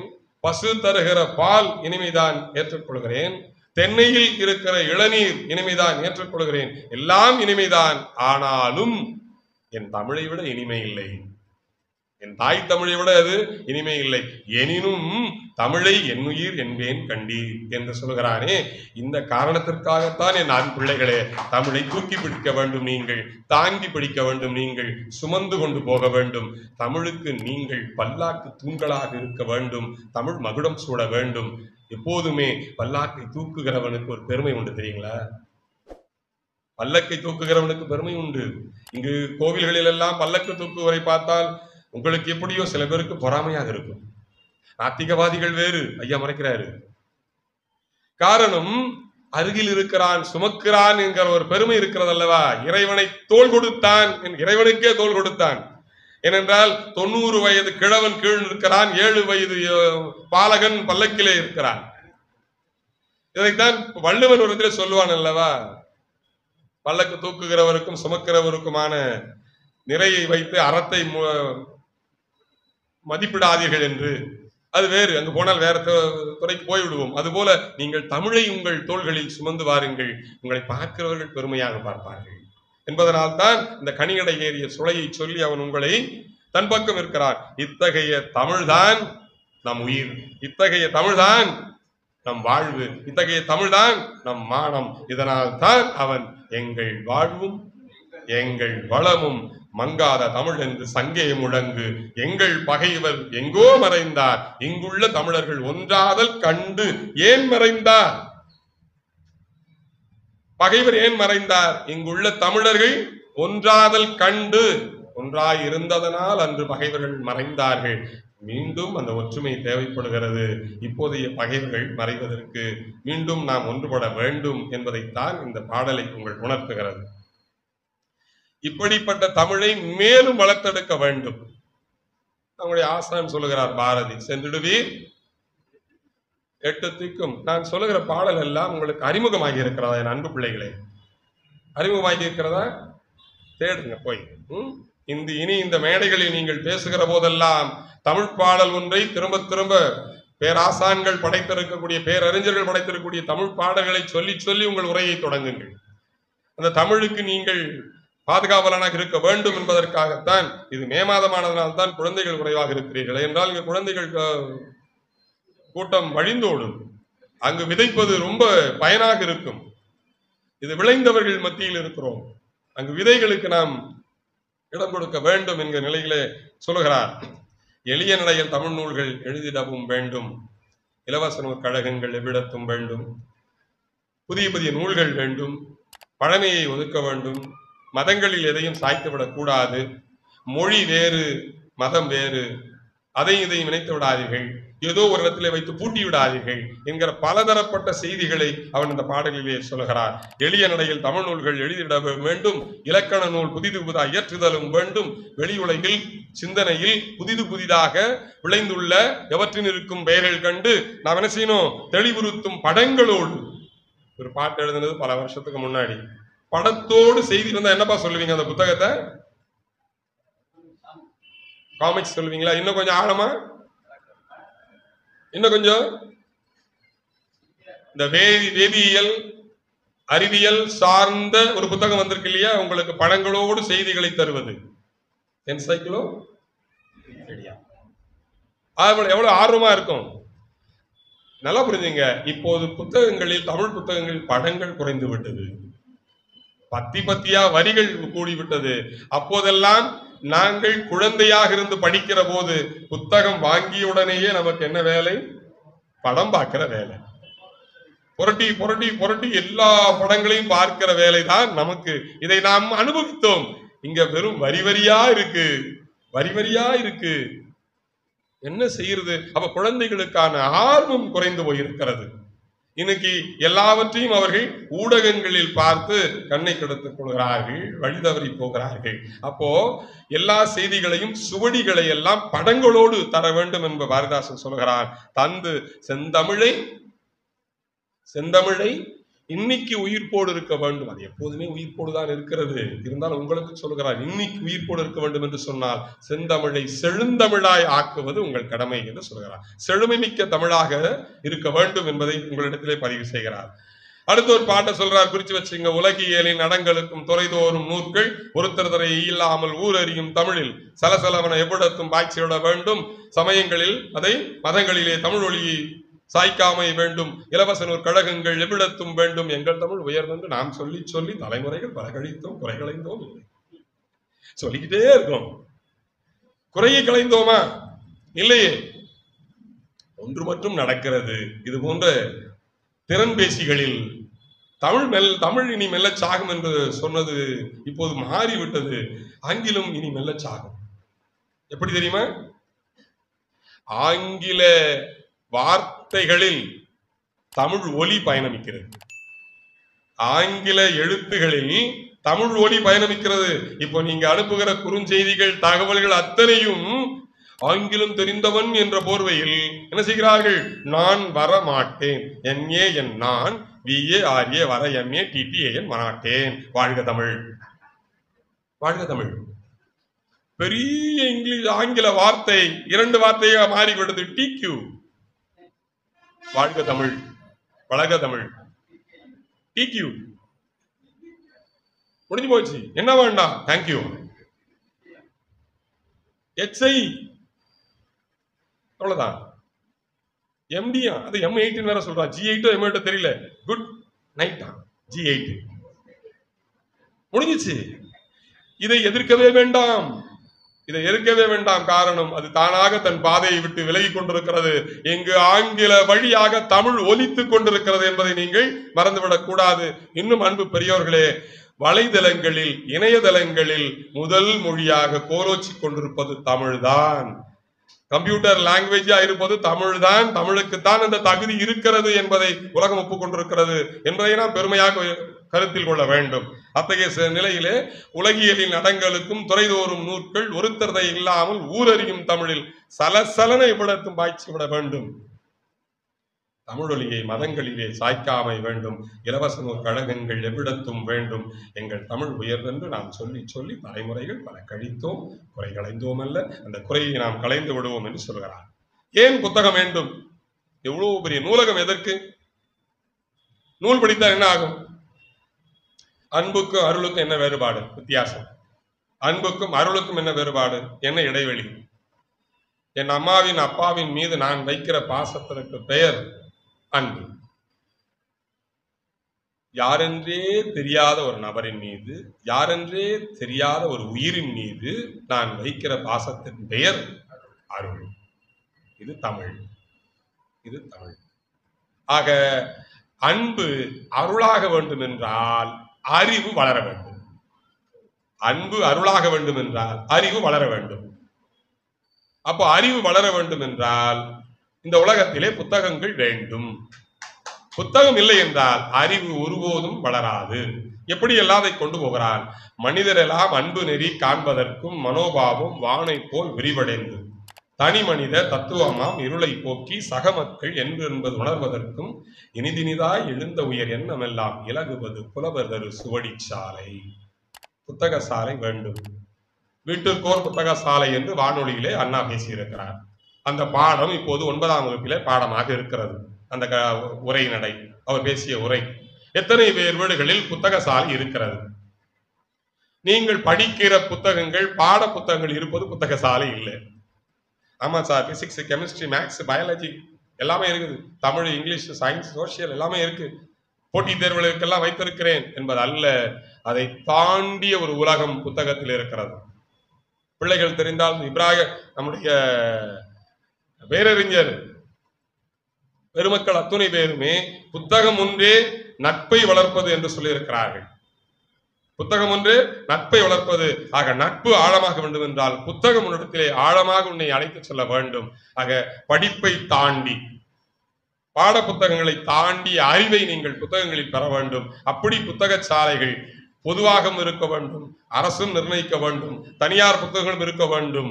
உலகத்திலேயே மிகப்பெரிய புத்தக சாலை அமெரிக்காவில் இருக்கிறது. உலகத்திலே மிகப்பெரிய புத்தக சாலை அமெரிக்காவில் இருக்கிறது. 30.5 மில்லியன் புத்தகங்கள் அங்கு இருப்பதாக சொல்கிறார்கள். இப்படி படிப்படியாக இறங்கி வந்தால் புத்தகங்களுடைய வீரியம் உங்களுக்கு தெரியும். எனவேதான் புத்தக சாலை வேண்டும் என்று பாரதிதாசன் பதிவு செய்கிறார். அந்த புத்தக சாலைக்குள் நீ போய்விட்டால் உன் அறிவு விரிவாகிறது. அறிவை விரிவு செய், அகண்டமாக்கு, விசால பார்வையால் இங்கு மக்களை மானுட சமுத்திரம் நான் என்று கொள், அணைந்து கொள், சங்கமமாக்கு என்று வரிசையாக சொல்லிக்கொண்டே போகிறார். அறிவை விரிவு செய், அகண்டமாக்கு, விசால பார்வையால் விழுங்கு மக்களை அணைந்து கொள். இது எப்போது நடக்கும்? அறிவுடையவனால் தான் எல்லோரையும் நமதாக்கிக் கொள்ள முடியும். எல்லோரையும் நம்மவராக பார்க்க முடியும். அறிவு மேலோங்குகிற போதுதான் அது உணர்வை தாண்டி, உறவுகளை தாண்டி மனித நேயத்தை தொட்டு காட்டும் என்பதனால் நாம் அறிவை வளர்த்துக் கொள்ள வேண்டும். அப்படி அறிவு வளர்ந்து விட்ட பிறகு இன்னொருவரை பற்றி நாம் கவலைப்பட வேண்டியதில்லை. பாரதிதாசன் சொல்லுகிறார், நான் என்ன செய்கிறேன் என்பது என்னுடைய பொறுப்பு, அடுத்தவர் என்ன நினைப்பார்கள் என்பதை பற்றி நான் கவலைப்படுவதே இல்லை என்பதுதான் பாரதிதாசன் வாழ்வியலில் கடைபிடித்தது உண்டு.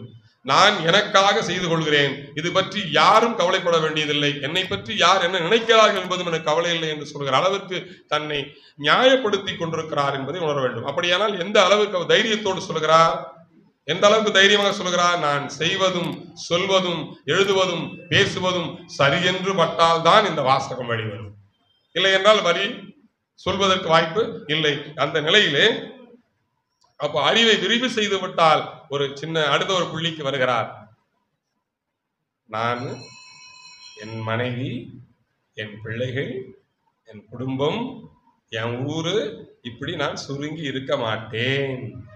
எப்போது அறிவு வளர்ந்து விட்டால், தன் பெண்டு தன் பிள்ளை சோறு வீடு சம்பாத்தியம் இவையுண்டு தானுண்டு என்று சின்னதொரு கடுகு போல் உள்ளம் கொண்டோன் தெருவார்க்கும் பயரற்ற சிறிய வீணன் கண்ணலடா என் சிற்றூர் என்போன் உள்ளம் கடுகுக்கு நேர்மூத்த துவரை உள்ளம் தொன்னை உள்ளம் தொல்லுலக மக்கள் எல்லாம் ஒன்றே இன்னும் தாய் உள்ளம் தூய உள்ளம்.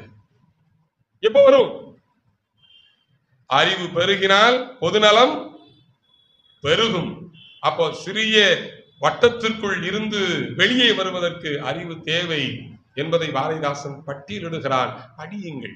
பாரதிதாசனை படிக்க படிக்கத்தான் நாம் நம்மை உணர்கிறோம் என்பதை தெரிந்து கொள்ள வேண்டும். சரி, பல இடங்களில் இதற்கெல்லாம் பல்வேறு காரணங்களில் தடையாக இருப்பதாக பாரதிதாசன் கருதுவது சாதியை சொல்கிறது. சாதிதான் எல்லாவற்றுக்கும் முட்டுக்கட்டை போடுகிறது. இடைவந்த சாதி எனும் இடர் ஒழிந்தால் ஆண்பவள் நம் தாய் தாய் தாயே. பழைய வாசகம் ஒன்று இருக்கிறது, ஆதியில் இல்லாது பாதியில் வந்து பெரும் பீதியை தந்திடும் சாதி. ஆதியில் இல்லாது பாதியில் வந்து பெரும் பீதியை தந்திடும் சாதி. இது ஒழிந்தால் அல்லது ஒழித்து அல்லது ஒழிக்க நீ சாதி. சாதியை ஒழித்து நீ சாதி. நீ சாதிக்காக பிறந்தவன் அல்ல, சாதிக்க பிறந்தவன் என்பதை உணர்ந்து கொள் அன்பு பிள்ளைகளே. அது இருக்கட்டும், அது இருக்கட்டும். வெளிப்படையாக சிலவற்றை சொல்ல முடியாது, எனக்கு அதுக்கே கணக்கெடுப்பு நடத்த போறோம் நம்ம. ஆமா, இருக்கட்டும். ஆனால் ஒரு ஓரமாக இருக்கட்டும். அது உறவுகளை கையாள, நண்பர்களை கையாள, உலகத்தை கையாள, உலகத்தை அணுக, உறவுகளை அணுக அதை ஒரு கருவியாக பயன்படுத்த வேண்டாம். அது ஓரமா இருக்கட்டும். அது பேப்பர் காகிதத்தில் இருந்து கொள்ளட்டும். அல்லது சுயநலத்தால் நிகழும் சம்பிரதாய சடங்குகளில் அப்படியே முடக்கி வைத்து விடுங்கள். வெளியில் வருகிற போது பொதுநல பார்வையோடு வாருங்கள். காரணம், அந்த பற்றில்லாமல் ஒரு வாசகத்தை பார்த்தேன். சுயசாதி பற்றும் தன் சுயசாதி பற்றும் பிற சாதி நட்பும் வேண்டும் என்று ஏதோ ஒரு இடத்துல ஒரு வாசகத்தை பார்த்தேன். சுயசாதி பற்று பிற சாதி நட்பு வச்சுக்கோ.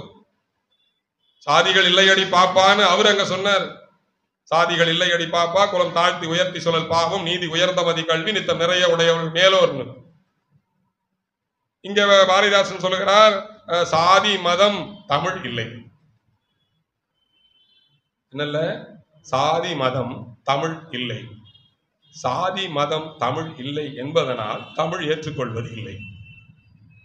சாதிங்கிறது மதம்ங்கிறது தமிழ் சொல் இல்லை என்பதுதான் இந்த வரிகளினுடைய அர்த்தம். சாதி மதம் தமிழ் இல்லை, அதனால் சாதி மதத்தை தமிழ் ஏற்றுக்கொள்வது இல்லை. ஆனா ஔவையார் மட்டும் சாதி இருக்குங்கிறாங்க. இவங்களுக்கெல்லாம் பாட்டி, மூதாட்டி, பெரியவ, உலகமகா தலைவி ஔவை பாட்டி சொல்றா, சாதி இருக்குடா. ஏதோ சினிமா டைலாக் மாதிரி சொல்றான். ஏதோ படத்துல ரெண்டு பெரிய ஜாம்பவான் நடிகர் சொல்லுவாங்க, வேணும்டா அப்படின்னு. சாதி இருக்குடா. எங்க இருக்கு? சாதி இரண்டு ஒழிய வேறு இல்லை. சாற்றுங்கால் மேதினியில் இட்டார் பெரியோர் இடாதார் இழிகுலத்தோர்.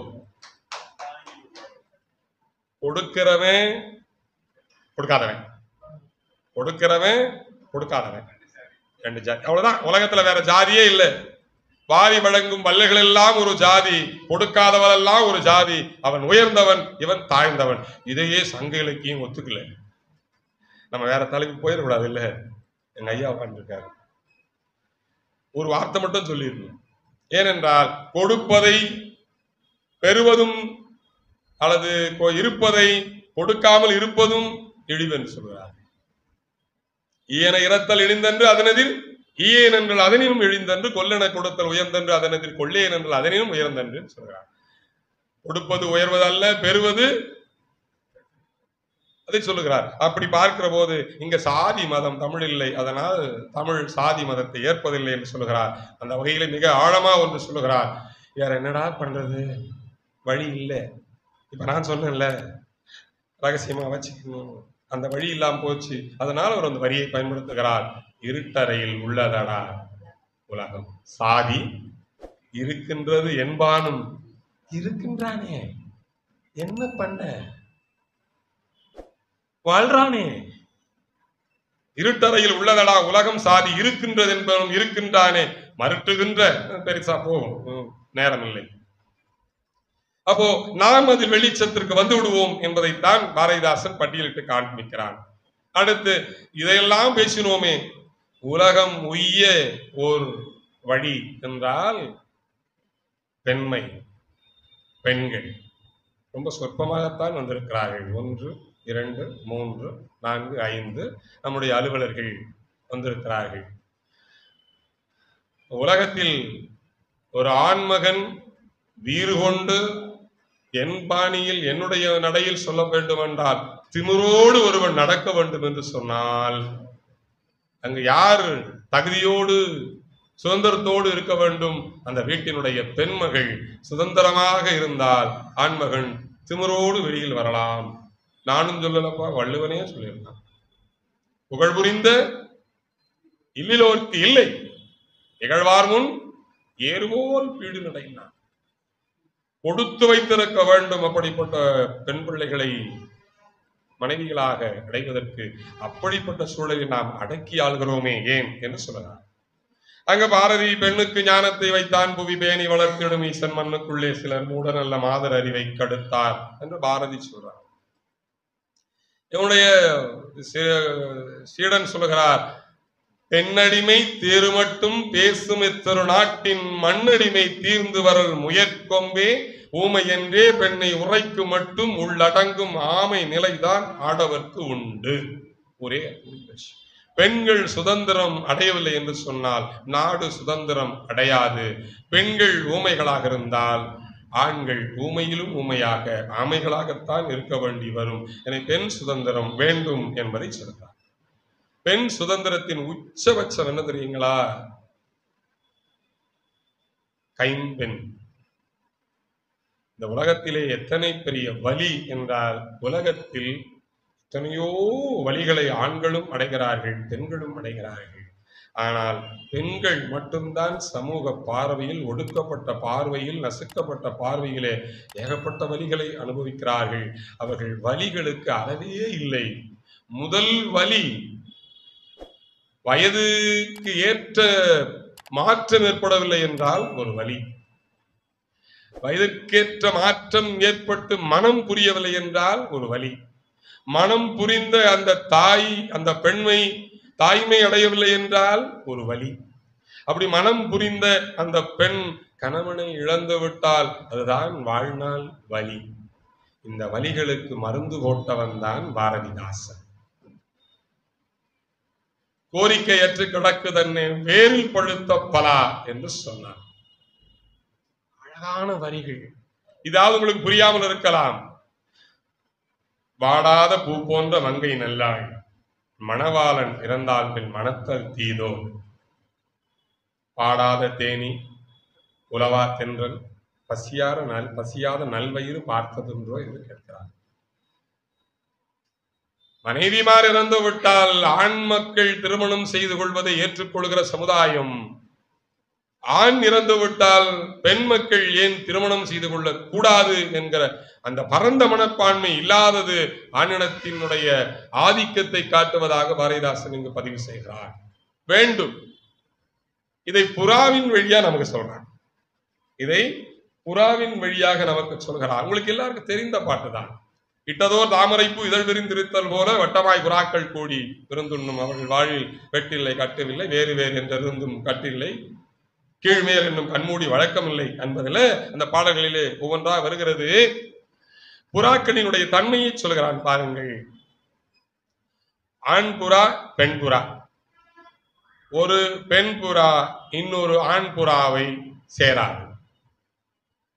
ஒரு ஆண் புறா என்னத்தான் ஒரு பெண் புறா அழகாக ஒப்பனை செய்து கொண்டு தன் முன்னால் வந்து நின்று தன் அழகை காண்பித்தாலும் அந்த ஆண் புறா மயங்காது.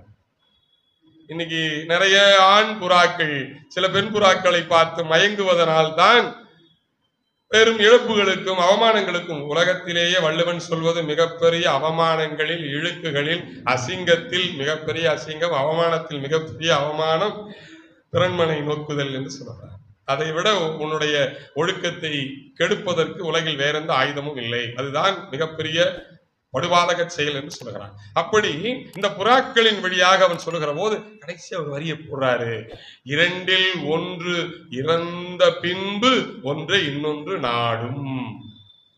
இரண்டில் ஒன்று இறந்த போது ஒன்றை இன்னொன்று நாடும். இதை சொல்ல காரணம் என்ன? கணவன் இறந்தாலோ மனைவி இறந்தாலோ உங்கள் துணையை நீங்கள் தேடிக்கொள்ளலாம் என்பதை புரட்சி கவிஞன் பாரதிதாசன் சொல்கிறார். இந்த காலத்திற்கு அந்த பாடலும் இந்த வாழ்வியலும் வேண்டும் என்பதை நாம் உணர்ந்து கொள்ள வேண்டும். காரணம் வலிக்கிறது என் அன்புக்குரியவர்களே. சற்றேறக்குறைய நான் கேள்விப்பட்ட இந்த ஒரு 6 மாத காலத்திலே ஒரு 10-15 பெண் பிள்ளைகள், 1.5 மாத குழந்தை, 2.5 வயது குழந்தை என்ற நிலையிலேயே கணவன் மரித்திருக்கிறார். இந்த குழந்தையினுடைய இந்த பிள்ளையினுடைய இந்த பெண் பிள்ளையினுடைய எதிர்காலம் என்ன? பெட்டை ஒன்று இறந்தால், புறா ஒன்று இறந்தால் இன்னொரு துணையை நாடும். இறந்தால்தான் என்று பாரதிதாசன் சொல்கிறான். அப்படி இந்த குழந்தைக்கு நாம் பாதுகாப்பை தேடி வைக்க வேண்டும் என்பதை சொல்கிறான். இப்படிப்பட்ட இந்த பயணத்தில் ஒரு 2 பாடல்களில் இந்த உரையை நான் நிறைவு செய்து விடுகிறேன். வந்துவிட்டேன் இறுதி கட்டத்திற்கு. உயர்ந்தவர் தாழ்ந்தவர் என்கிற பார்வையை பாரதிதாசன் பார்க்கிறார். இன்னைக்கு நடந்து போறவங்க நாளைக்கு மிதிவண்டியில் போலாம். நாளை மிதிவண்டியில் போகிறவர்கள் அடுத்த நாள் மகிழுந்தில் துள்ளுந்தில் போலாம். நாளை துள்ளுந்தில் போகிறவர்கள் அடுத்த நாள் மகிழுந்தில் போலாம். மகிழுந்தில் போகிறவர்கள் விண்ணில் பறக்கலாம். காலம் மாறிக்கொண்டே இருக்கும். இன்று கையில் ஓடு ஏந்தி பிச்சை எடுப்பவன், அந்த பிச்சைக்கு இடுபவன், இந்த இருவரும் தனித்தனி தட்டில் இருக்கிறார்கள்.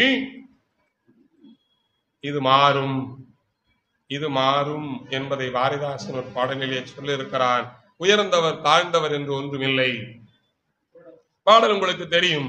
ஓடப்பராய் இருக்கும் ஏழையப்பர் உதயப்பர் ஆகிவிட்டால் ஓர் நொடிக்குள் ஓடப்பர் உயரப்பர் எல்லாம் மாறி ஒப்பப்பர் ஆகிடுவார் உணரப்பா நீ என்று சொன்னார்.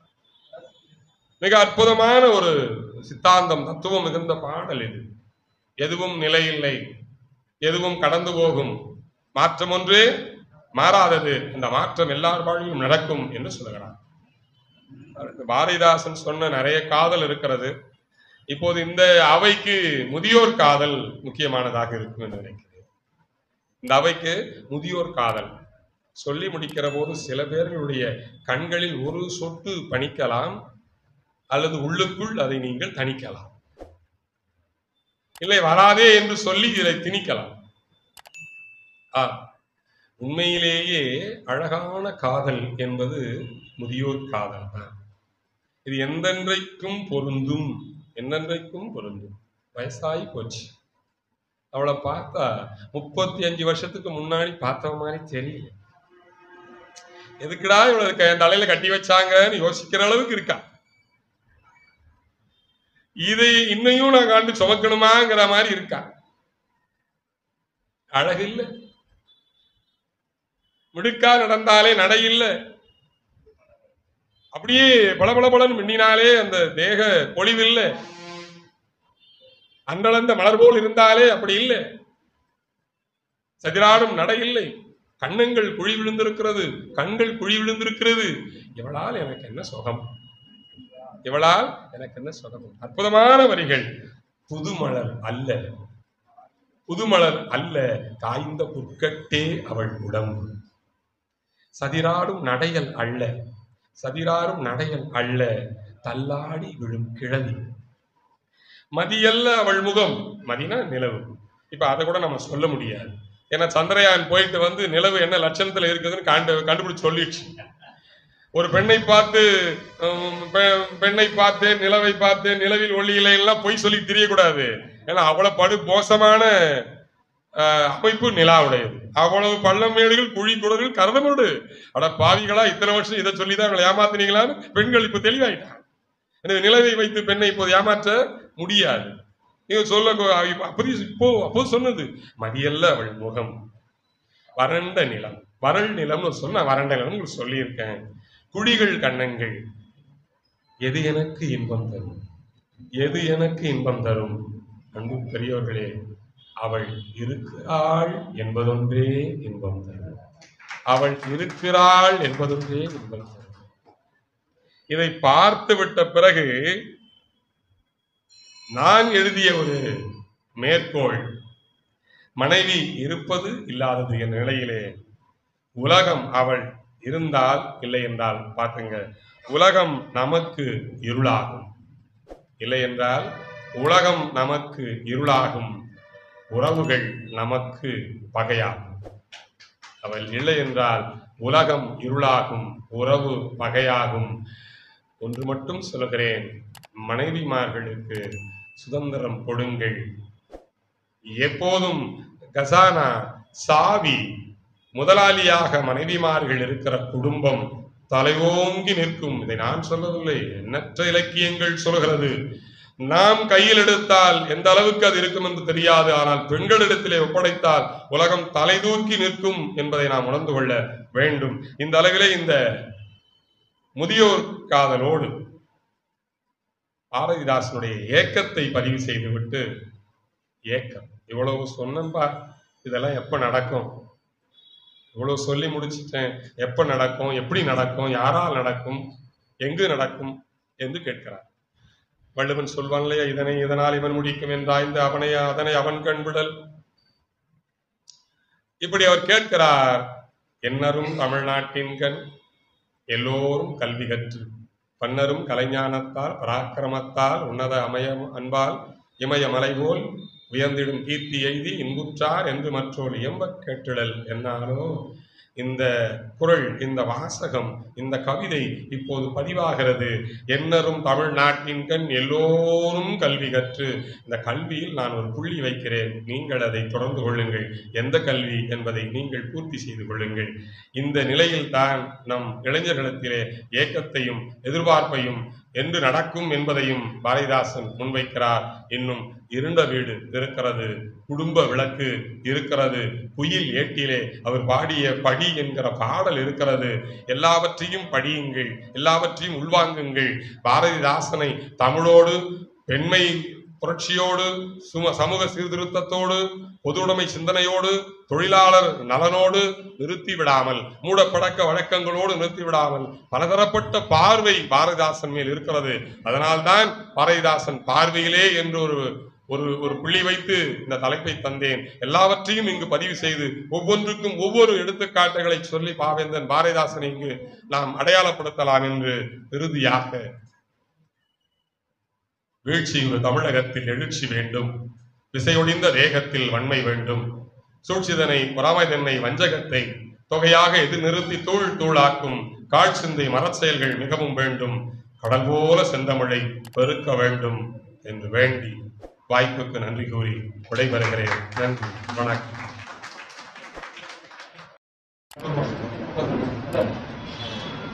இந்த உரை இப்பொழுது முடியக்கூடாது, இன்னும் தொடர்ந்து கொண்டே இருக்க வேண்டும். பாரதிதாசனையும் இவர் வாயில் வந்த அந்த தமிழையும் நாம் கேட்டுக்கொண்டே இருக்க வேண்டும் என்று நினைத்தேன்.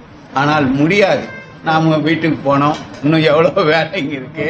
அதனால கொடுத்தவரை வஞ்சனை இல்லாமல் கொடுத்த இளவரசன் அவர்களுக்கு நமது நன்றியை தெரிவித்துக் கொள்கிறேன்.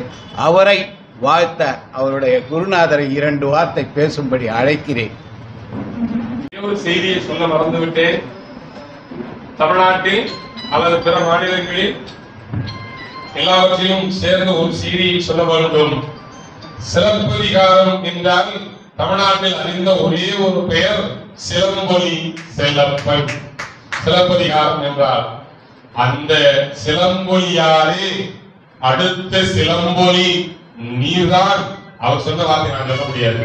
பொறுமையில் நீர்தான், நீங்கள்தான் என்று அடையாளப்படுத்தப்பட்ட தமிழ்நாட்டின் 2ஆம் சிலம்பொலி என்ற பெருமையை பெற்றதும் என் ஆசாமி போன்ற தமிழகத்தினரை நான் சொல்ல வேண்டும் என்று நினைத்தேன். அதற்குள் பேசிக் கொண்டு போவதால் கலந்துவிட்டேன். நன்றி.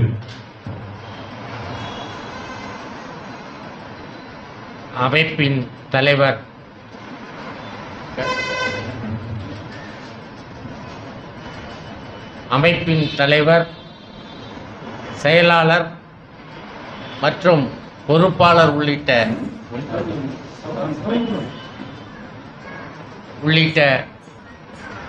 அனைவரையும் வணங்கி மகிழ்கிறேன். அருமை நண்பர் ராமலிங்கம் அவர்களையும் வணங்கி மகிழ்கிறேன். என் பிள்ளை என்று சொல்ல வேண்டும். நிலவரசன் அவர்களை என் பிள்ளை என்று சொல்வதிலே நான் பெருமை அடைகிறேன்.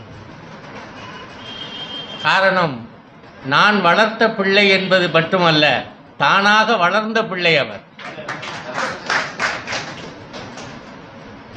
நாங்கள் இது வந்த வழியில் செல் என்றுதான் சொன்னோம். நடந்தது அவர்தான். எனவே மிக அருமையாக இந்த சொற்பொழிவை மிக அருமையாக செய்திருக்கிறார். பிள்ளைகள் குறைவாகத்தான் இருக்கிறார்கள், ஆனால் பிள்ளைகளுக்கு நிரம்ப செய்திகளை சொன்னார்.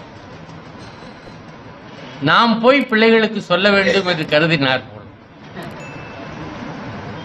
அற்புதமாக 2 நிலைகளை மிகச் சரியாக செய்தார். பெரியவர்களுக்கு ஏற்ப, கற்றவர்களுக்கு ஏற்ப, குழந்தைகளுக்கு ஏற்ப தனித்தனியாக தன்னுடைய சொற்பொழிவிலே பல செய்திகளை அழகாக அந்தந்த நேரத்தில் எடுத்து வைத்த அருமை பாராட்டத்தகுந்த ஒன்று. பாரதிதாசன் பார்வையில் என்று தலைப்பு கொடுத்திருக்கிறார்களே, அவர் பார்வையில் எதை செய்ய போகிறார் என்று நினைத்தேன். ஆனால் இவர் பார்வையில் பாரதிதாசனை பார்த்திருக்கிறார். ஒரு சுற்று அப்படி பார்த்துட்டே வந்திருக்கிறார். அழகின் சிரிப்பில் தொடங்கி குடும்ப விளக்கில் முடித்திருக்கிறார். அற்புதமாக கொடுத்திருக்கிறார். எடுத்த எடுப்பிலேயே வேகமாக அள்ளி தெளித்தது போல் ஒன்றொன்றாக அழகி சொல்லிவிட்டாரே, இவர் பாடலை சொல்ல மாட்டாரா என்று நினைத்தேன். இறுதியிலே பாடலை கொட்டுகிறார். அற்புதமாக இடையிலேயே பாடல்களை அழகழகாக கொட்டுகிறார். அவர் விட்ட ஒரே ஒரு செய்தியை சொல்லி நான் அவர் வாழ்த்த வேண்டும் என்ற நிலையிலே நான் பலருக்கு அவருடைய தொலைபேசியில் தொடர்பு கொண்டு பலமுறை அவரை வாழ்த்திருக்கிறேன். இப்படி செய்யுங்கள், இப்படி செல்லுங்கள், இப்படி ஒவ்வொரு இடத்திலும் நீங்கள் நடந்து கொள்ளுங்கள் என்றெல்லாம் கூட சொல்லியிருக்கிறேன். இது தாய் வீடு என்று குறிப்பிட்டார். தாய் வீட்டில் எப்படி பேச வேண்டுமோ அப்படி பேசியிருக்கிறார். கொஞ்சம் கூட தன்னுடைய நிலையிலிருந்து மாறாமல் அழகாக செய்திகளை எடுத்துரைக்கிறார். அழகின் சிரிப்பிலே ஒரு பாடல் அவர் அள்ளி தெளித்து விட்டு போய்விட்டார். அதே மாதிரி முதியோர் காதலை அழகாக அவர் சொல்லியிருக்க வேண்டும், அதையும் விட்டுட்டார். ஆனால் நான் ஒன்றே ஒன்று மட்டும் இந்த அவையில் சொல்கிறேன். அழகின் சிரிப்பை எடுத்து உட்கார்ந்து படிச்சிங்கன்னு வச்சுங்க, உடம்புல எவ்வளவு வேதனைகள் இருந்தாலும் சரி, உடலிலே எவ்வளவு வேதனைகள் இருந்தாலும் சரி, அவ்வளவும் பறந்து போயிடும். பூம்புகார் நிலவன் ஐயாவுக்கு நல்லா தெரியாது, அவ்வளவும் மறந்து போயிடும். முதுமையிலே தளர்ந்து போய் உட்கார்ந்து இருக்கிறோமா, முதியோர் காதலை எடுத்து பாருங்க, அவ்வளவுதாங்க, மறுபடியும் இளமை வந்துடும். நீங்க வேணா படிச்சு பாருங்க தெரியும், மறுபடியும் இளமை வந்துடும். அழகின் சிரிப்பு தொடக்கம் பாருங்க. காலை இளம் பருதியிலே அவளை கண்டேன். அழகு எங்க இருக்குன்னு கேட்டேன். காலை இளம் பருதியிலே அவளை கண்டேன், கடற்பரப்பில் ஒளிப்புணலில் கண்டேன், சாலையிலே சோலையிலே மலர்களிலே தளிர்கள் தம்மில் தொட்ட இடமெல்லாம் கண்ணில் தட்டுப்பட்டான்,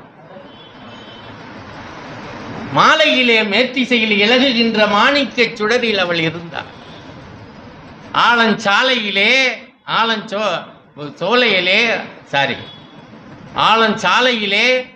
தளிர்கள் தம்மில் தொட்ட இடமெல்லாம் கண்ணில் தட்டுப்பட்டால், ஆலஞ்சாலையிலே கிளைகள் தோறும் கிளியின் கூட்டம் தனில் அந்த அழகு என்பால் கவிதை இருந்தார். எவ்வளவு அழகு, அழகு பாருங்க. அது மட்டும் இல்ல, இன்னும் நிறைய அந்த பாடலே ஒரு சொல்லிக்கிட்டே இருக்கலாம்.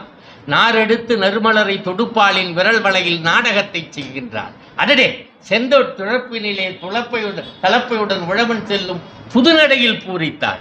யார் அழகு, எங்க போய் பார்க்கிறார் பார்.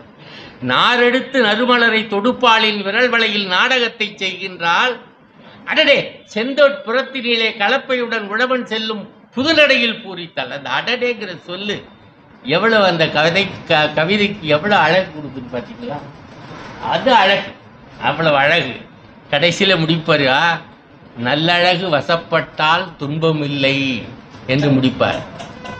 நல்லழகு வசப்பட்டால் துன்பம் இல்லை என்று முடிப்பார். அதனாலதான் நான் சொன்னேன், அழகின் சிரிப்பு எடுத்து நீங்க படிச்சு பாருங்க, உங்க துன்பமெல்லாம் மறைஞ்சு போகும் அப்படின்னு சொன்னேன். இல்லை, அற்புதமான பாட்டு இருக்கட்டும். இன்னொன்னே ஒரு ரெண்டு செய்தி சொல்லிடுறேன்.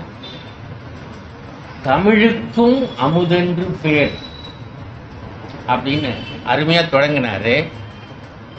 தமிழ் தான் அமிழ்து, அமிழ் தான் தமிழ்னு அவர் முடிச்சிட்டாரு. ஒரு நண்பர் நல்லா சொன்னார், தமிழுக்கும் அமுதென்று ஏன் சொன்னாரு? அப்ப இன்னொன்னுக்கு அமிழ்துன்னு இருக்கணும்ல.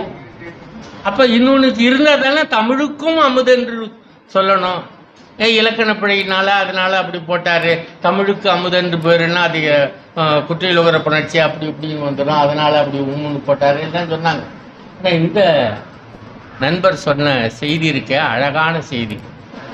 ஒன்றும் இல்லை, நம்ம தாத்தன் அமிழ்துன்னு இன்னொன்று சொல்லிட்டான். அவன் சொன்ன பிறகு இதுதான் தான் அமிழ்துன்னு என்னால் சொல்ல முடியாது, அதனால நான் தமிழுக்கும் அமுதென்று பேருன்னு சொன்னேன். என்னன்னா, வானின்று உலகம் வழங்கி வருதலால் தான் அமிழ்தம் என்று உணரற் பாற்றுன்னா. டேய், அதை தாண்டா அமிழ்தம்னு உணருங்கடா, முதல்ல மழைதான் அமிழ்தம்னு உணரு அப்படின்னு அவன் சொல்லிட்டான். இப்ப மறுபடியும் நான் போய் சொல்லக்கூடாது, அதனால தமிழுக்கும் அமிழ்தென்று போட்டாரு பாரதிதாசன். அற்புதமான இது பாருங்க, அப்படி சிந்திக்கணும் அவன். அப்ப எவ்வளவு தூரம் நுட்பமா பண்ணியிருக்கிறாருன்னு பாருங்க என்னார். அதே மாதிரி கனியிட ஏறிய சுலையும் எல்லாம் சொல்லிட்டார்ல, அழகா சொன்னாரு. எனினும் தமிழை என் உயிர் என்பேன் கண்டீர்னார். எல்லாமே இனிமை தானே, எல்லாமே இனிமை. அத மாதிரி தமிழ் எனக்கு இனிமையானதுன்னு சொல்லணும்ல. அது என்ன உயிர் என்பது கண்டீர்னு ஏன் சொல்லணும்? எல்லாம் அமிழ்து, அத மாதிரி தமிழும் இனிமையா, தமிழ் இது எல்லாத்த விட இனிமையானது அப்படின்னு சொல்லிட்டு போக வேண்டியதானே. எனினும் தமிழை என் உயிர் என்பேன் கண்டீர்னார். ஏன் அப்படி சொல்லணும்? உயிர் என்பேன் கண்டீர்னு ஏன் சொல்லணும்? இந்த கனியிலேருந்து சொன்ன அத்தனை சுவையும் சுவைக்கணும்னா என்ன வேணும்? உயிர் வேணும் இல்லையா? அந்த உயிரா இருப்பது எது தெரியுமா? என் தமிழ். அதனாலதான் சுவையா இருக்கு. இப்படி எல்லாம் சிந்திச்சு ரொம்ப அற்புதமா சொல்லலாம். ரொம்ப அவனுடைய பாட்டை படிச்சுக்கிட்டே இருந்தாங்கன்னா நமக்கு நோயாவது நொடியாவது ஒன்றும் இருக்காது. அப்படியே அவ்வளவும் தேணும். சோறு வேணாம், தண்ணி வேணாம், ஒன்றும் வேணாம். பாட்டை படிச்சுக்கிட்டே இருந்து அது சொல்லி பார்த்து, அந்த அழகோட சொல்லி சொல்லி பார்த்து நிமிந்தவனு வச்சுக்கோங்க, அத்தனையும் மறந்து போகும். தமிழ் தமிழ் தமிழ் தமிழ்னு நாம இயற்கையாகவே கட்டுவோம். தம்பி நல்லா அற்புதமா தமிழினுடைய பெருமையெல்லாம் எடுத்து சொன்னாரு. ஆனா இதை கெடுக்கணும்னு சுத்திட்டு இருக்கிறானுங்கிற அதை பாருங்க. அவன் யாரு, வேற யாரும் இல்லை, அது வேற ஒருத்தன் வந்து சொல்லலை, நம்ம ஆட்களே உட்காந்துட்டு சொல்றான். இந்த எலும்பு திண்ணிகளை வச்சுக்கிட்டு நாம படுற பாடு இருக்க பெரும்பாடா இருக்குதுங்க. அதை தான் கொடுமையா இருக்குது. அருமையான ஒரு சொற்பொழிவு, நிறைவான வாழ்த்தை சொல்லி இன்னும் நிரம்ப வளர வேண்டும், நிச்சயமாக நீங்கள் வளர்வீர்கள் என்று வாழ்த்து விடைபெறுகிறேன். நன்றி, வணக்கம். நடத்துவதற்கு சிலரால் தான் முடியும். அதுல நம்ம தமிழ் அமுதையா அப்பா அந்த தமிழாலேயே வாழ்த்திட்டார். அவருக்கு நமது வாசகர் வட்டத்தின் நன்றியை கூறிக்கொண்டு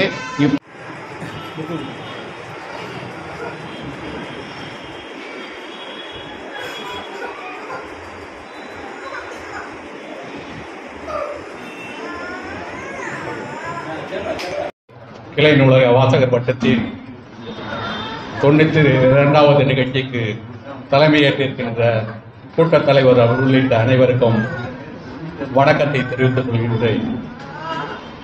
தாய் வீட்டு உரை என்று துவக்கத்திலே தன் உரையை ஆரம்பித்த ஐயா சுகநிலவரசன் அவர்கள் கேள் பெரிதினும் கேள் என்று தான் கொண்டு வந்த தலைப்பிற்குள் எங்கும் சிறிதும் மாறாமல் அந்த வட்டத்திற்குள்ளேயே பாரதிதாசனின் பெருமையை நமக்கு எடுத்து வைக்கிறார்.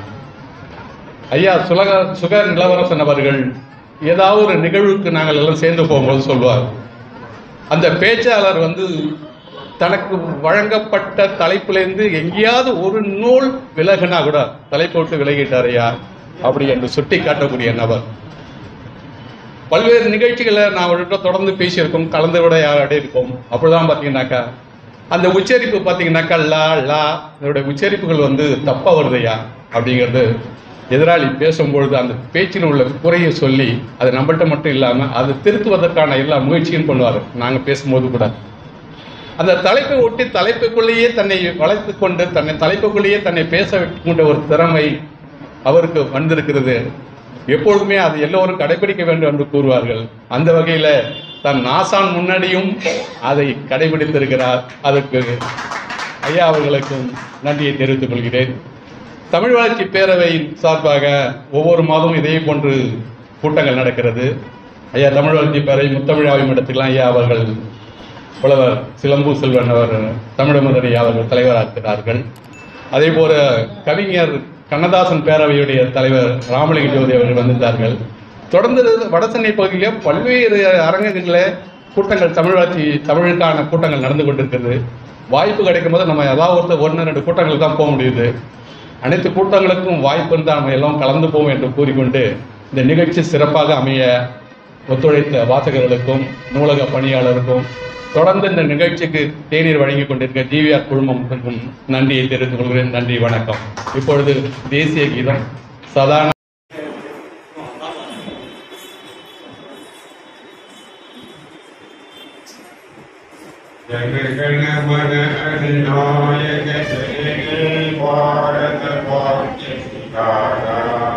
पंजाब सिंध गुजरात मराठा द्राविड उत्कल गंगा इंद्र हिमाचल यमुना गंगा उच्छल जलधि तरंगा जल सुनामी गाये जल सुभाषिष मागे गाये जल से गाता